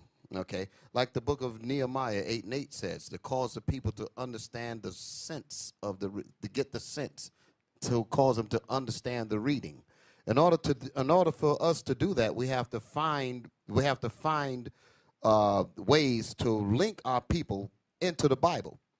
So you have to know something about the people there. You have to know something about about the culture, about the revolutionaries, about the different things that pertain to them. And when you can go grab those things that they know about and then bring them into the Bible, there's your tangibility there. That's how you bring them into their photo album called the Bible. Y'all follow me? That's the objective of teaching. Remember that. Exactly. So let's read this, Captain Isaac, about Pedro Albizu Campos. Dr. Pedro Albizu Campos was a prominent leader in the independence movement of Puerto Rico. Albizu was imprisoned numerous times for seditious conspiracy against the United States. While in prison, Albizu said he was a subject of human experimentation without consent or warning. The U.S. government's response was that Albizu was insane. The president of the Cuban Cancer Association, Dr. Orlando Damoy, traveled to Puerto Rico to examine Albizu. Dr. Damoy reported burns on Albizu's body caused by intense radiation. So you see that? The U.S. government said Albizu was insane. They said, oh, he's making things up. We didn't do anything. But then upon examination, they found body marks with intense radiation. Go ahead. What, did he do it to himself? Go ahead. It is said that they placed a metal clip and film on Albizu's skin, and the clip radiated into the film. Go ahead. Albizu died in 1965, and more than 75,000 Puerto Ricans carried his remains to the old San Juan Cemetery. In 1994, under the administration of ex-President Bill Clinton, the United States Department of Energy disclosed that human radiation experiments had been conducted without consent on prisoners in Puerto Rico during the 1950s and 1970s. Where's the reparations? Or did you just get a, I'm sorry. We're sorry. You get a pat on the back, rub on your head, and go along. So this brother wasn't, and all through, you see many statues in schools named after Pedro Albizu Campos, but the spirit that he had of warring against oppression is no longer in Puerto Rico. It's not really there. Right. Say it again. Say it on the mic. Say it on the mic. The students said that. They said that they were out there. They closed the universities. They, like the bishop said, they had barricades, everything. But they were losing power because there was no one that had the spirit to rise up. No one had the spirit to make a move except for the students. And even the students themselves were losing hope. Right. Because the old people, they weren't around, no one was cheering them on, no one was trying to give that spirit to them. Right. Exactly. It's a lost generation. That's why you need constant exhortation. Even in this work, being in the work that we have undertaken, brothers and sisters, remember, we're talking about a new kingdom coming. We're talking about the unification of a destroyed people. It's going to make the powers that be angry. Some of us may be in prison. You have to know how far are you willing to go to get this gospel out. Some will be put to death. Don't worry. Don't get scared. Listen, if I get put to death, y'all better keep it going. Or I'm going to ask the Lord to send me back and haunt you. Boo, nigga. Yeah. What's that noise? What's that noise? Let's go back to the article, the 8 atrocities. We read Cornelius. Ponce Massacre. Let's read that, Captain Isaac. Ponce Massacre. The Ponce Massacre, which took place on March 21st. I got to show you. Go ahead, keep talking. I'm going to send you some pictures. 1937 was one of the most violent episodes in the history of the 20th century in Puerto Rico. The activity was announced in El Mundo newspaper on March 19th, indicating that the meeting of the nationalists in Ponce and adjacent areas would be at 2 p.m. in front of the Nationalist Party headquarters in Ponce. That morning, Colonel Orbeta, the chief of police, traveled to Ponce with the intention of prohibiting the nationalist activity. A week before, the nationalists had requested authorization for the march from Mayor Jose Tomas Diego, who was away from Puerto Rico on vacation and had left Dr. William Jelpi as acting mayor. Jelpi authorized Casimiro Berenguer, the military instructor of the Cadetes de la República, to disseminate information to the effect that permission had to be granted by Mayor Tomas Diego. The nationalists had filed the request despite the fact that the laws of Puerto Rico allowed parades or public acts to be held without the need to ask permission. Right. I want to show you this next picture that I think he's a soldier or he's an officer, Joel from Columbus, Ohio, sent me. Soldier. Can you put that up? Of Pedro Albizu Campos. This is, remember they said he's insane. We didn't do anything to his skin. We didn't burn him. Do y'all see this, what they did to the man in prison? Jack the brother up. So this is why you had people like Oscar Rivera Lopez, the Fawn, going against the United States government. And then people go, oh, he's so evil there. So, no, I understand the mindset, why they did that. Okay. I remember at work, they were upset, my office. They were mad about, who was it? What's the sister's name who fled to Cuba? Asada Shakur. They would say, yeah, we got to get her. And they were mad about Mumia Jamal. What's his name? Mumia Abu Jamal. Thank you. They were about him about possibly being released. And they were going around, right, we should petition. I said, I ain't petitioning nothing. You say, Esau get red. What do you mean? Aren't you one of us? I said, listen, stop. During this time, I said, if you want to hear me speak, I'll say something. I'll keep it limited, though. I can only say but so much. During this time, during Revolution, white cops were used to butcher, falsely arrest, and do all kind of evil against black and Hispanic people. So I don't agree with you with what you're saying about what they did. I agree with what they were doing because of the evils you were perpetrating against us. Oh, they was mad. I said, let's all go to lunch now and have a good day. Yeah, let's go back to the article. Go back to that article. The number 8 I'm talking about. Is this it? Let's go to the next number. This is too long. Let's go to the next one. The pill. Okay, let's read this. The third atrocity. Let's read that. The pill. In the early 1950s, the Puerto Rican women were used for experimentation in the making of the first birth control pill. Damn. The pill was invented by Dr. Gregory Goodwin Pincus, but strict laws in the U.S. didn't permit full-scale experimentation.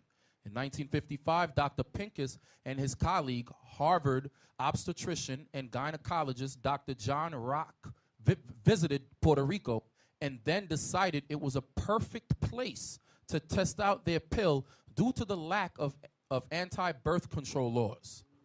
The trials began in Rio Piedras, but quickly moved throughout the poor sectors in the island. The experiments was based on poor and working class women.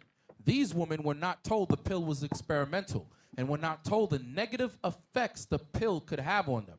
3 young women died during these experiments, and no investigations were conducted to determine cause of death. That's why. Remember the scripture said, but you're physicians of no value. Is that what it says?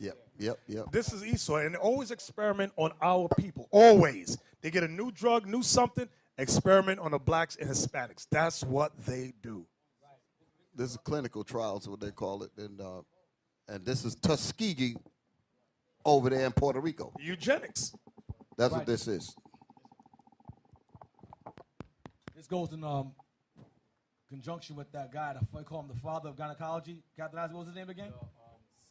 Dr. Sims. They have a statue of him in Manhattan. That guy perfected his craft in gynecology by experimenting on black women. And he would not use anesthesia at all. He thought that they were animals. They can hold on. They can deal with pain.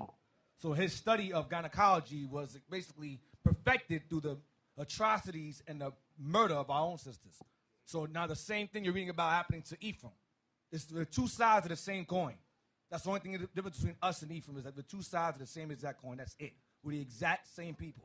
See, sometimes we read through, because I know we are all sitting here, and the bishop is going through all of these things here, and you read that first line. Read that first line again, the very first line up here. In the early 1950s, the Puerto Rican women were used for experimentation in the making of the first birth control pill. Now, jump down to the part where it says they didn't even know what it was about. Where's that part at? Right, the young women.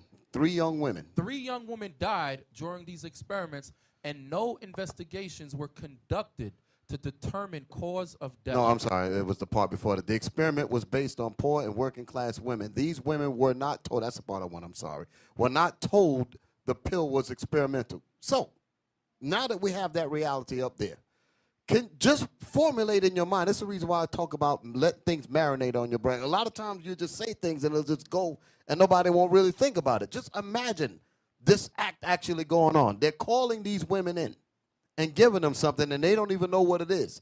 When you think about it, you don't know what kind of effect went on these women. You're just getting what they wrote, but you really don't know how far the effects went. We're just hearing about some, but out of all hundreds of women, you don't know what happened to them. What happened to their children? Some of their children probably was born with this, with that. You don't even know. You don't know how this affected them. You don't know how it affected the people that they were around. You don't know how far these things went. You got to think about how this thing grow from just this and how far it can go. Exactly. Yeah, I mean, like is a clinic in New Haven, Connecticut. They always say they will give you $200 to $500 to $2,000, whatever, to do experiment on you. A lot of time you see our people, you think they're bums. These are the experiment that did on them. Then they left the house. They start living in the street, but they're not bums. Yeah, then they start talking about themselves. Those are experiment. White people were doing them for $500 to $1,000, $2,000, $3,000. Then they messed them up. That's heavy. Go to the next one, Isaac. It's right there. Article. Read that. Number 2. Colonization. The effect of the colonization is very evident on the Puerto Rican people. La Ley de Mordaza was implanted by Governor Jesus T. Pinheiro on May 21st, 1948, which did not permit any Puerto Rican to show any patriotism or even display the Puerto Rican flag. Puerto Ricans were given citizenship in 1917 with the Jones Act. Puerto Ricans were considered alien in the United States, but once the Jones Act took effect, more than 20,000 Puerto Ricans were drafted by the Army. So you couldn't be a citizen, but you could fight for America. With the United States came huge changes in the educational system, making American values and principles the main teachings in schools and even forcing teachers to teach English. It wasn't until 1998 that Puerto Ricans changed back to Spanish as their main language in schools. The United States implanted an economy that depended on them. This destroyed the agriculture in Puerto Rico. Stop. The United States implanted an economy that depended on them. This destroyed the agriculture in Puerto Rico. You know how heavy that is? Remember some time ago I was telling y'all about Ghana. What's his name, the president? What's his name, the first one? Kwame Nkrumah. And how foreign aid, listen good, foreign aid, America gives foreign aid worldwide. It forces you to be dependent on the United States of America. That way you all, it's like remember the scriptures used, it said we shall be nourished from what? From the face of the serpent.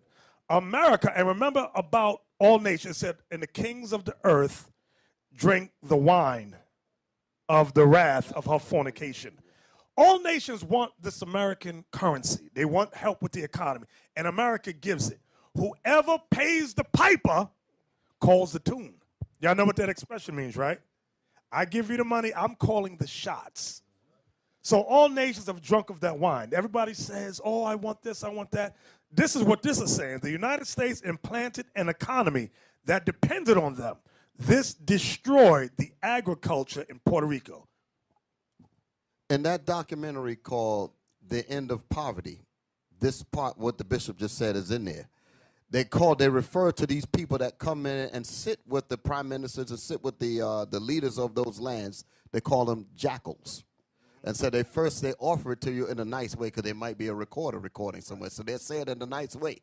And if you don't buy our carpet, if you don't accept our carpet of gold, we will bury you under a carpet of bombs. We'll send you in. We'll send in the military to get to further our objectives that way. Right, and in the film, the documentary, the guy Right. said they wouldn't say it in Right, those words, exactly. but you knew what You knew what they meant. That if you didn't accept it. Read on, Captain Isaac. The United States implanted an economy that depended on them. This destroyed the agriculture in Puerto Rico. In less than 20 years, 90 cents of each dollar that a Puerto Rican spent went to the United States. Y'all see that? Do you see that? 90 cents 90 cents of a dollar went to America. Went to America. You got a dime. That was it. And then you probably had to pay taxes on that. And when you ask yourself why, that's because, let's say, America gave Puerto Rico, let's say, $8 billion for their help in their economy. You got to pay that back. If they don't give you the money they don't give you that wine for free. I'm saying it like that for a reason. Now you got to pay back. So now comes 90 cents out of each dollar. Now you left with a dime. That's some heavy. This is how everything got destroyed over there. And it's not just Puerto Rico. Understand, they was doing this all through Africa. They're still doing it. Go ahead. Read on. This made Puerto Rico one of the poorest countries in America. The Puerto Ricans still do not have a defined status. Puerto Rico has one of the worst economies in America and an unemployment rate of more than 16%. Puerto Ricans don't have the same rights for their Social Security or even veterans benefits, even though they meet the same requirements than the people that live in the States. Exactly. See, they didn't speak Spanish until 1998. That's when it became, they went back to the language. Like we read Captain Joshua said, that's why Puerto Rican Spanish is so messed up. Good. This picture was on one of the billboards in Puerto Rico. It says, Hazlo Puerto Rico. It's to vote to make Puerto Rico again. It says the plebiscito para la descolonización inmediata de Puerto Rico, which means the decolonization of Puerto Rico. But this ain't gonna work. They're gonna make it into a state, and they're gonna take all the land again. Well, all righty then. So let's read the next one. Number 1, Puerto Rico's status. Puerto Rico's status. Puerto Rico has been a U.S. territory for more than 100 years and has been defined as a commonwealth since 1952. Puerto Ricans cannot vote for the U.S. president or Congress, but they have to obey federal laws. A resident commissioner represents Puerto Ricans in Congress, but he cannot vote on legislation. This affects Puerto Ricans every day. An example of this is the cabotage laws implanted in 1920 by the Jones Act. This law says that Puerto Ricans must use the U.S. Merchant Marine for the oceanic transportation of any goods bought by Puerto Rico. This is a problem because Puerto Rico, being an island, does not produce everything it consumes and is obliged in the use of the U.S. Merchant Marine. The U.S. Merchant Marine is one of the most expensive merchant marines in the world. It is estimated that if Puerto Ricans were not forced to use the U.S. Merchant Marine, prices in all imported products would drop 40% and would save Puerto Ricans $150 million in product export. Y'all see that? That's some heavy stuff. Read the next part. This would lower the prices of the exported products and make Puerto Rico a more competitive country in the world market. You know they said Puerto Rico's national debt to America is $72 billion. How are they going to pay? And this just said if they stop using the U.S. Merchant Marine, it would drop, what did it say? It would save Puerto Ricans $150 million in product export. America said, no. Everything that America puts on Puerto Rico puts a higher debt, more debt, more debt. That's what they do throughout other third world countries, keeping them in that dependency state. That's some evil right here. So now, we're almost done. What time is it? Let me look at it. I don't want to keep it out too long. Okay.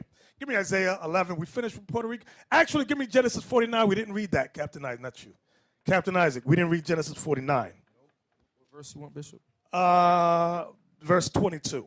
Verse 22. Actually, start verse 1, 2, and then jump to verse 22. Genesis 49 and verse 1. And Jacob called unto his sons and said, gather yourselves together, that I may tell you that which shall befall you in the last days. The last 4 words is what you want to stress when you're teaching on the street. In the last days. In the last days. Because you'll get these dumb Christian apologists that go, no. It has no relevance for today. And let me tell you something. Christianity has made the Bible into mythology. Christianity has turned the Bible into mythology. Y'all going to laugh. You're going to laugh. But I was watching Wonder Woman. I saw Wonder Woman. And in it, they said Zeus created mankind. And his son Ares got angry and jealous and caused a rebellion to fight against Zeus. Have y'all heard that before? That's the Christian doctrine of Lucifer caused a rebellion in heaven to fight against the. It's the same BS, the same Christian lies. Okay? And we'll go over that another day. But read on. Gather yourselves together and hear, ye sons of Jacob, and hearken unto Israel your father. Verse 22. Joseph is a fruitful bow. Remember, Joseph had 2 sons, Ephraim and Manasseh. Go ahead. Even a fruitful bow by a well. Meaning they would live around water, be an island. Go ahead. Whose branches run over the wall. In Puerto Rico, they have something called El Muro, which is a huge it's bigger than the castles in Ghana that we saw. This one was at least 3 times the size. Huge. And in it, you got a Christian section where they forced the Indians to become Christian, and they burned the names of your slave on the backs of the men and on the breasts of the women. That's what they did. And they Christianed them and gave them these little funny names y'all got, like Ramirez, Fernandez, Camos, all these other names, Gomas, whatever the hell you say. All these names, they branded on you. Read on. The archers have sorely The archers have sorely grieved him. The archers make a reference to the conquistadors. Go ahead. And shot at him and hated him. And what? And hated him. See, that's the proof. Many times you'll see these romanticized movies with Columbus. And they say, oh, he loved it. He did not love them. The Bible says, and did I misunderstand that word? Does the word hated right there? Is that there? It says, and hated him. So God is telling us historically they hate us. Go ahead. But his bow abode in strength, and the arms of his hands were made strong by the hands of the mighty God of Jacob. Hey, who was the Puerto Rican king that wanted to see if the white man was a god? What was his name? That was a cacique. That was a cacique. I think that was the first cacique. Or the first one that we saw started with an A. The first one on that list. How you pronounce it? Aguabana. Aguabana. He told the Taínos, he said, grab him, that white man. Because remember, he saw armor and all that. He said, grab him and hold him underwater. They drowned him for 3 days. And he made the Taínos watch them for 3 days. And he said, if he resurrects after 3 days, then they're God. But he didn't. So once he realized that the white man wasn't a God, was immortal, he told the Taínos to revolt. And it was a Taíno revolt. Exactly. Y'all got, that's some heavy stuff. I got a good laugh on that. Right. And Noah says that he hated them. That goes back to them being unfortunate subjects. To that article earlier. Them being unfortunate, being lazy. Right. That goes back to them hating him. It's the same exact spirit. And the same exact people. Look at that. Do y'all see a cross that they're putting them up on? That is a cross that they're hanging him up on. And that was a drawing that they did. Okay. Read on, Captain Isaac. What verse you at? Verse 25. Go ahead. Even by the God of thy father who shall help thee, and by the Almighty who shall bless thee with blessings of heaven above. That means good weather. Go ahead. Blessings of the deep that lieth under. That's the fish and the wealth that was under the water. Go ahead. Blessings of the breast and of the womb. That means Ephraim had it. That's what Ephraim means. I am fruitful. They have a lot of children. Go ahead. The blessings of thy father have prevailed above the blessings of my progenitors unto the utmost bound of the everlasting hills. Right. So Jacob was saying the blessings that came upon your father Joseph was greater than the blessings that my father Isaac got. Go ahead. They shall be on the head of Joseph and on the crown of the head of him that was separate from his brethren. Remember, Joseph was separate from his brethren. So now, give me, we're almost done. Give me Isaiah 11 and 12 and 13. Isaiah 11, verse 12 and 13. Isaiah chapter 11, verse 12. And he shall set up an ensign for the nations, and shall assemble the outcasts of Israel. Are you reading Isaiah 11 and 12? Yes, sir. Because I'm not found, but I want 11 verse 12. Go ahead, read it again. I guess, read 12. Yeah, that's verse 12. Oh, that's 12. Okay, go ahead. I'm not following. And he shall set up an ensign for the nations, and shall assemble the outcasts of Israel. So the nations what, brothers, raise your hand. What is the ensign? Yes, right there. Brother with glasses, and stand up. What is the ensign? Shalom, leadership, Brother Jedediah. Jedediah? Yes. The ensign is the Bible. Very good. Now, wait, stay right there.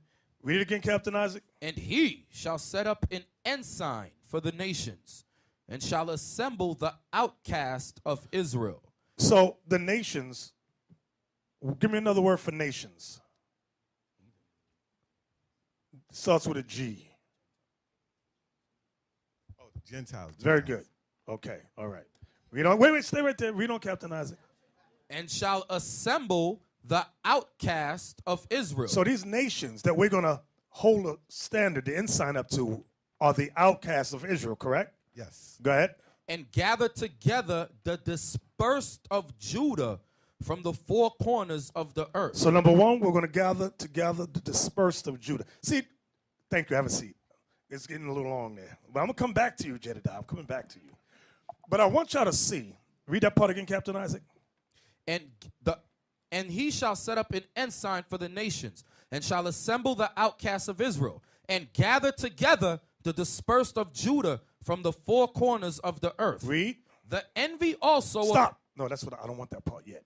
What I want y'all to see is that our job, our mission, is to gather the outcasts of Israel, which are scattered throughout the earth. Okay? That is what the world calls the diaspora, that nobody no longer wants to talk about.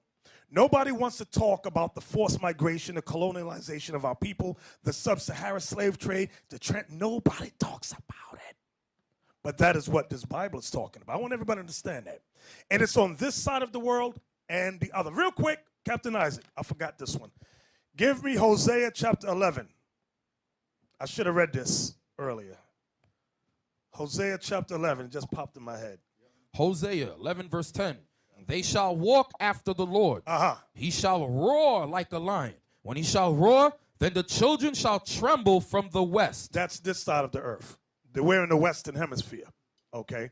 That precepts, write this down, that precepts with what we had read earlier in Deuteronomy.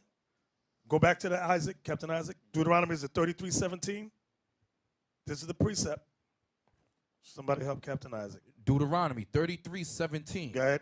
His glory is like the firstling of his bullock, and his horns are like the horns of a unicorns. With them he shall push the people together to the ends of the earth. Now go back to Hosea 11 and 10 again. Let everything else go. Hosea 11 verse 10. They shall walk after the Lord. He shall roar like a lion. When he shall roar, then the children shall tremble from the west. How did they get to the west? Because Ephraim and Manasseh pushed them to the other sides of the earth. That's what it's talking about. So use those two precepts together. So because remember, we were in the east. How did they get to the west? Ephraim and Manasseh brought them here. So now that doesn't mean all Israel is on this side, because if we know, according to Isaiah 11:11, they're on the eastern side as well. Now go back to Isaiah 11, and you were in verse 13. I'm going to hit y'all with something. Watch this. Isaiah chapter 11 and verse 13. The envy also of Ephraim shall depart. The word envy means hatred. The hatred of Ephraim shall depart. Now, while brothers were teaching, we were getting a lot of messages on, what is that called? Facebook Live. People were saying, well, but why do the Puerto Ricans hate black people so much? All that was instilled in a lot of the Latin American tribes. Understand what I'm saying? Like in Santo Domingo, they put up that picture of Satan being a black man with woolly hair and the angels being white with pelo amarillo, pelo blanco, bonitas. So from a youth, you grow up with that hatred against anyone or anything that's dark. And half of them be dark as hell, and they hate themselves. And they'll say they white. We're right. They'll say they white. They grow up with that mindset. Okay? Read it again. Isaiah 11 and verse 13. The envy also of Ephraim shall depart, and the adversaries of Judah shall be cut off. Ephraim shall not envy Judah, and Judah shall not vex Ephraim. How does Judah vex Ephraim? How does Judah vex Ephraim? Over here. You see it on YouTube all the time. Just give you a hint, but we vex Ephraim by calling we make fun of them, be like, oh, they think they white. Even in the scriptures, when it goes into us calling them the Gentiles. Right. That's the one we wanted. Because look on YouTube, how many of them say, oh, those Puerto Ricans aren't Israelites, Mexicans aren't Israelites, none of the Latins are Israelites. Shh. Be quiet. Be quiet. So that's what it means when it says Judah shall not vex Ephraim. And that's the same thing that was happening in the New Testament. Give me that precept in the New Testament, John 7:35. It's the same argument. Because remember, the northern kingdom went off into idolatry, and the kingdom of Judah, the southern kingdom, was saying they're no longer Israelites. That's what's happening here. Read that. John chapter 7, verse 35. Go ahead. Then said the Jews among themselves, whither will he go, that we shall not find him? Will he go unto the dispersed? The word dispersed is the same word as diaspora. It's the same word as scattered. All have the same meaning. Go ahead.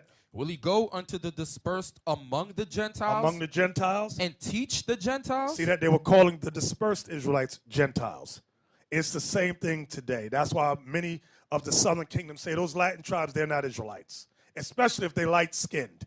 Okay, and I told you back in the day, I remember Mashai used to tell us that that there was a paper bag quota in Israel. You couldn't get in Israel before that. You had to be dark. You had to look like me and Lava.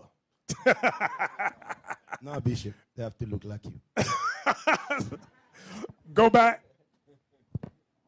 Isaiah chapter 11 and verse 13. The envy also of Ephraim shall depart, and the adversaries of Judah shall be cut off. Ephraim shall not envy Judah, and Judah shall not vex Ephraim. So all the internal bickering of Israel is going to stop. Our job, brothers, is to gather them. Put the map back up, brothers. Canada, come on. Put the map back up. I want Central South America. Let's put it back on the screen again. Remember, the diaspora was vast. We were scattered North, Central, South America, and all these places, including the islands, those small islands like St. Lucia, Dominica, Dominican Republic, Haiti, Bahamas, Cuba, Jamaica. Let me see one of the little islands there. St. Vincent, St. Croix, thank you. Barbados, thank you. So then you got in between, thank you, brothers. I appreciate you now. Now I can see. You got Belize, Guatemala, El Salvador, Costa Rica, Panama, San Jose. All these places, the French Guiana. All these places, look where our people were scattered. And not just there. Go to the other map now. Bermuda, not just there. So the work is large. That's why it says that Israel numbers the sand of the sea, which cannot be measured nor numbered. Come on. Next map. We understand that we are the only group, brothers and sisters, who's even concerned about the diaspora as the scriptures teach us. To the 12 tribes of Israel scattered abroad greeting. Can we get the next picture, please? Look at this. As we have proven in past lessons, our people scattered in Mauritania, okay, Morocco, Tunisia, Libya, Egypt, Algeria, all these places, I don't know how to pronounce Eritrea, okay, Mali, Nigeria, Cameroon, the Congo. Our people are still there, okay? And listen, it's not our job to make them believe they're Israel. It's our job only to teach, and whoever comes. Give me a scripture in John 10 where Christ said, my sheep. Our job is not to force them to believe nothing. Our job is simply, Christ said, what did he say? Matthew 24:14, and when this gospel shall be preached throughout the world, then shall the end come. And the world he's talking about is the world of Israel. Wherever the diaspora is, we are going. We have to go. So you brothers and sisters online who speak other languages, translate the flyers, translate the literature, mail it to your friends and neighbors in all these locations. The seed must be planted. Right. Ella, can I say one thing? Because in some of these countries, guess what? There's no internet access.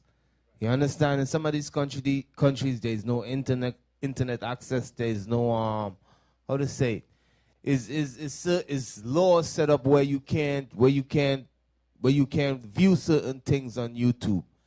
You understand? So that's why you need brothers on the ground, boots on the ground, handing out flyers and talking to the people. You understand? That goes a long way. You know, a lot of times we got called from people from other countries like saying that, oh, somebody gave them a flyer or so forth. That's how they hear about us. You know, and they following us from then.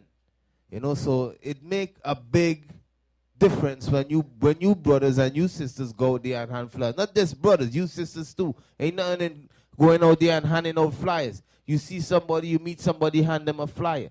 You know, that's you putting in the work too. Exactly. And these flyers need to be translated. So you brothers and sisters online who are listening, who are watching, translate the flyers in your language, okay? Because I know in some of these countries where the Arabs are, you can't even bring a Bible into some countries, or else you get imprisoned, okay? So the word must go there. The word must go there. We ain't stressing. But read that for me, Captain Isaac, in John 10. Because the thought is, listen how dumb in America, listen to Israelites. You got two stupid Israelite groups. Listen, one Israelite group says, don't teach the Puerto Ricans and the Latin Americans, they're white people. Then the next stupid group says, don't teach them in Africa, they're Hamites. Notice the stupidity. Meanwhile, James 1:1 teaches us to the 12 tribes scattered abroad. Isaiah 11 says, I will gather again a second time. The remnant of my people were scattered in the names of these places. These two dumb that's why I call them BHI, Black Hebrew Israelite, they don't know the Bible. Read that, Captain Isaac.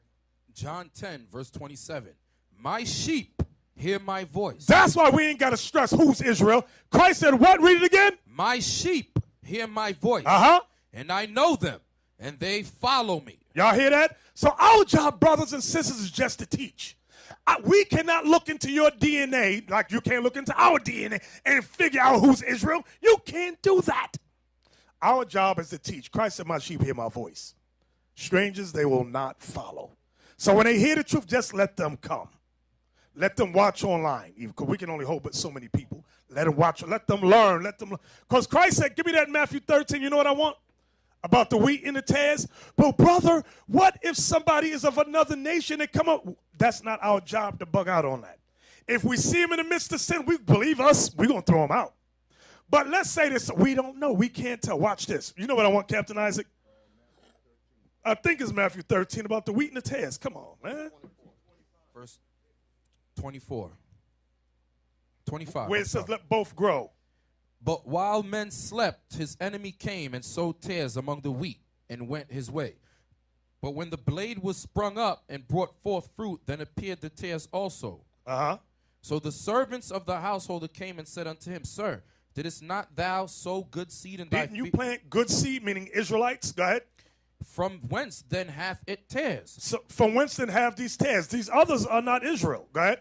He said unto them, An enemy hath done this. Uh-huh. The servant said unto him, Wilt thou then that we go and gather them up? You see that part right there? Wilt thou then that we go and gather them up? You want us to use our eyes and pick who's Israel and who's not?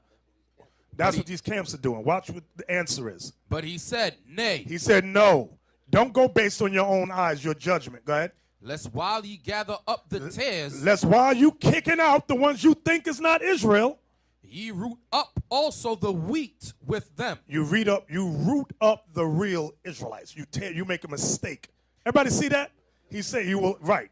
Go ahead. Let both grow together. Let both grow together. Until the harvest. Until the harvest. And in the time of harvest, I will say to the reapers. The reapers are the angels. Go ahead. Gather you together first the tares. Gather together the tares, those that are not Israel. Go ahead. And bind them in bundles to burn them. Let them be roasted in a nuclear fire. Go ahead. But gather the wheat into my barn. But my people, the Israelites, gather them together in my barns, which is the chariots. The angels are going to. The angels are going to do that. So understand that. Okay, understand that. So, Zephaniah 3:10, please. Zephaniah 3:10. And give me Babylon and Timbuktu. What time is it? I know I'm keeping you on a little bit. This is for the dummies that say there's no Israelites in Africa. I want the one about the rivers. Read, Isaac.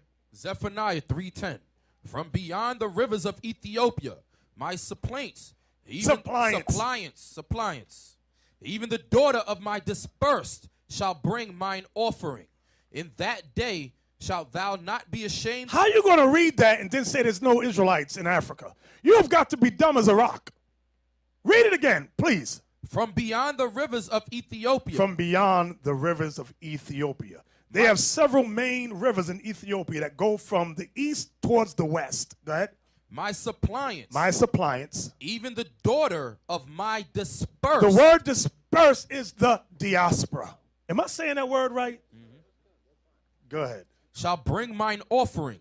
In that day shalt thou not be ashamed for all thy doings, wherein thou hast transgressed against me. For then I will take away out of the midst of thee them that rejoice in thy pride, and thou shalt no more be haughty because of my holy mountain. Right. Now watch this. Let's go to Babylon and Timbuktu. Read the first paragraph. Listen good, brothers, sisters. Listen good. Now this is written by Rudolph R. Windsor. Read this. By the time R. Windsor, Babylon and Timbuktu, page 79. By the time of the prophet Zephaniah, about 630 BC, Ethiopia and the adjacent lands of Uganda and Kenya were swarming swarming with black Jews. Now remember, Laba, we met the sister from Kenya while we was in Ghana. Remember, she worked for the white woman. Yes, yes. Zephaniah 3:10. Beyond the rivers of Ethiopia, my suppliants, even the daughter of my Here, use my mic. shall bring mine offering. This verse is an indication that the Israelites would be multiplying and making converts among the inhabitants beyond the rivers of Ethiopia. No doubt this prophet had communication with the Jews in this remote area. The rivers of Ethiopia connect with the Nile water system in the heart of Ethiopia. The Atbara River extends from the highlands of modern Ethiopia to the Nile. The Blue Nile extends from the direction of Addis Ababa in the northwestern direction toward the Nile. Near Uganda, in the northern Congo, is the Bahr el Ghazal River. It is 500 miles long. In southwest Sudan, formed by the confluence of the Bahr el Arab and Jur rivers in northwest Upper Nile. It flows east to unite at Lake No with the Bahr el Jebel and to form the White Nile. These areas are beyond the rivers of Ethiopia. Now that's it right there. This is some deep and heavy research where he explained Zephaniah 10 about the rivers. Because remember, a few weeks ago, I asked the brothers to pull up the rivers, and we were having trouble trying to find these rivers. Page 79, right. Notice where it says there, the second paragraph. The rivers of Ethiopia connect with the Nile water system in the heart of Ethiopia. The Atbara River extends from the highlands of modern Ethiopia to the Nile. The Blue Nile extends from the direction of Addis Ababa in a northwestern direction toward the Nile. Near Uganda and the northern Congo is the Bahr el Ghazal River. It is 500 miles long. So God in the Bible, he's telling us the Israelites are there. That's what he's saying. So for you here in America to say, there's no more Israelites, so you're leave those dumb Israelite camps alone. They don't know anything. And you're busy listening to them. They don't know nothing. Bishop, you remember Deacon Yawasab said, because their brother cannot witch the grapes. Yeah, he cannot witch outside the bridge. He could not think about to put a bridge there. So he said, the hell with since IUIC, the hell with that, I'm going to deny Israel is there. That's what that is sin. It's sin, brother. That's because we there, they're denying Israel is there. That's all it Exactly. is. These brothers see that, bro. Exactly. And our worry should not be what if they're Hamites or what if Northern Kingdom are Edom. That's not our concern. Christ said, my sheep hear my voice. He also said, let them grow together. My sheep, if they come in, just let them come. And we are to teach them as they are Israelites. But of course, if there's sin, we're going to judge them. Understand that. That's the importance of rank and order, brothers. See, we're looking at it like this little school here. The diaspora is vast. We don't know what's to come from today to tomorrow. As the Most High can open up doors overnight in certain countries, certain states, certain locations. We must be ready. Understand? Y'all men understand that? So an officer of 50, your job is to lead and teach 50 men. Officer 10, you take these 10 people right here and you teach them, so forth and so on. The job is vast. But if you think of this just as some, you don't believe the Bible, this is just some Pentecostal Baptist thing, the Bible will never be real to you. And you're wasting your time here, okay? Because this job is real. I see it. I don't know about you, brothers. You captains understand what I'm saying? This profession is real. Okay, we have to gather our people who have been colonialized, subject to, and remember, when they colonialized us, they put us into, we were subject to the sub-Saharan slave trade, transatlantic slave trade. They did a job on us, changed our identities, our language, our culture, our heritage. So we're all divided in these various groups. Y'all know what I'm saying? Yeah, please. Like our people in Mauritania who think that they're Islamic. They speak a total different language from us, Arabic, some form of Arabic. We can't communicate with them unless there's some here that speak English and or Spanish, and they can, oh, I know what they're saying. I'm going to translate this. Our people in Brazil who speak Portuguese, anybody here speak Portuguese? Two brothers. Well, all praises to the Most High. See, Captain Zeph was talking about going to Brazil, but I said he ain't ready yet. You all know what's going on in Brazil. You be looking around, and the Lord said, wow. Brother, get back in the spirit. That's a man.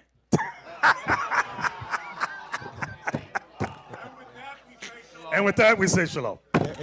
Yeah, Bishop, when I'm you just teasing, when you was in Puerto Rico, you noticed that, you make a statement. You said these brothers that was in the college had they shot down the college, the school system.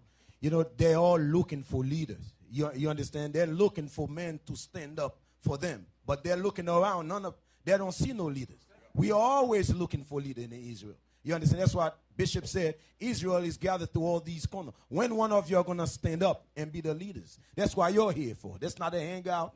That's not a place you just, you know what I mean, just come and hang out here. Y'all come up in here to make you to be leaders. You understand? Leaders to gather the 12 tribes. That's why you're in here. So we cannot allow you to be in, the favorite word out here, bullshit. Hey, for instance, right, like what you saw when you went in Puerto Rico, you all saw that the government shutting down all the schools over there, right? So imagine if we get leaders right up, if Yasha rise up, because he's somewhere around, he probably running around doing something. He probably might be in Puerto Rico parade jumping up, he ain't wake up as yet. Or we probably here already.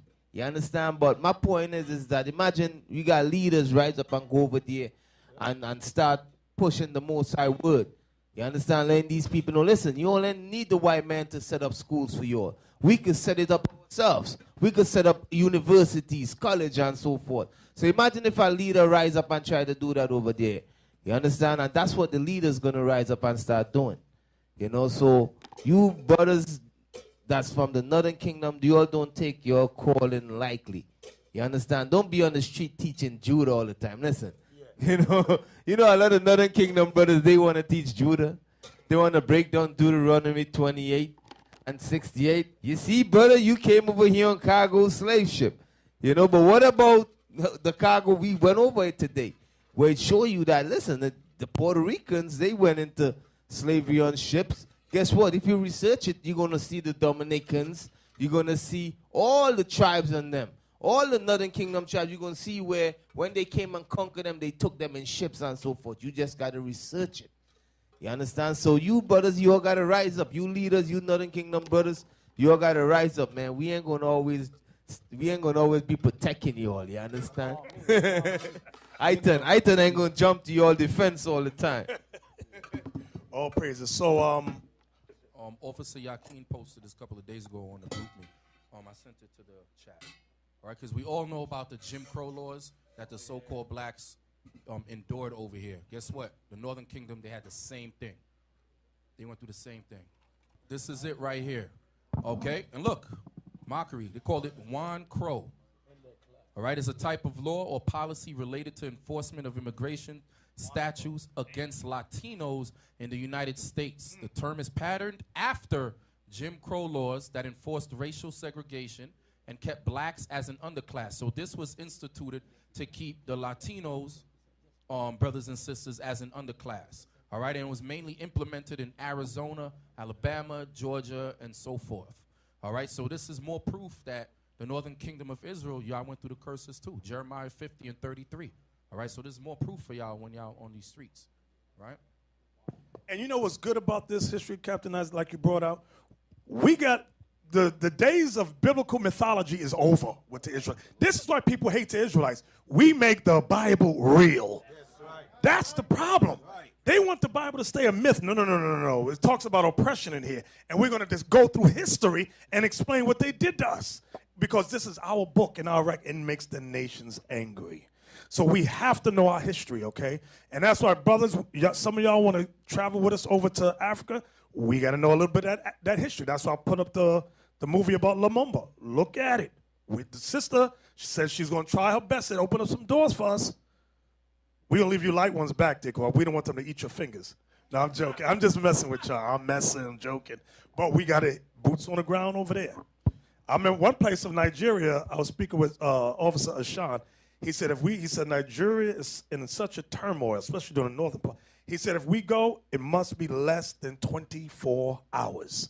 He said, we'll be in a bed sleep, door get kicked open, black bag put on your head, and you gone. He said it'd be like that. Once they get word that we're over there, that's it. Exactly. They're going to swoon in. Exactly. Remember, what we're teaching is going worldwide. Don't think it stays here in this little room. No, people know about the Israelites, and we blasting Islam. You got a lot of these little crazy Arabs. I remember this Arab was saying, he said, if you was in my country, I'd kill you, but we ain't in your country. Now it might come a day when he goes, I remember you. You are in my country now. So we going. All praise to the Most High. So.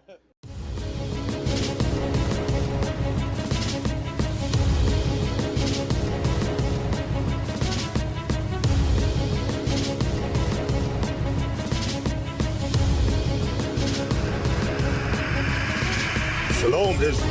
I'm Elder Nathanyel of Israel United in Christ. YouTube likes to shut our channels down, as some of you have noticed, ever so often. Subscribing to join IUIC will assure you will always stay connected to our YouTube accounts. We want to do our best to make sure this truth gets out. Please click and join our subscriber YouTube channel called Join IUIC to stay linked to all of our videos. So again, please make sure you subscribe to this Join IUIC channel to get your latest updates from all our YouTube channels. Shalom.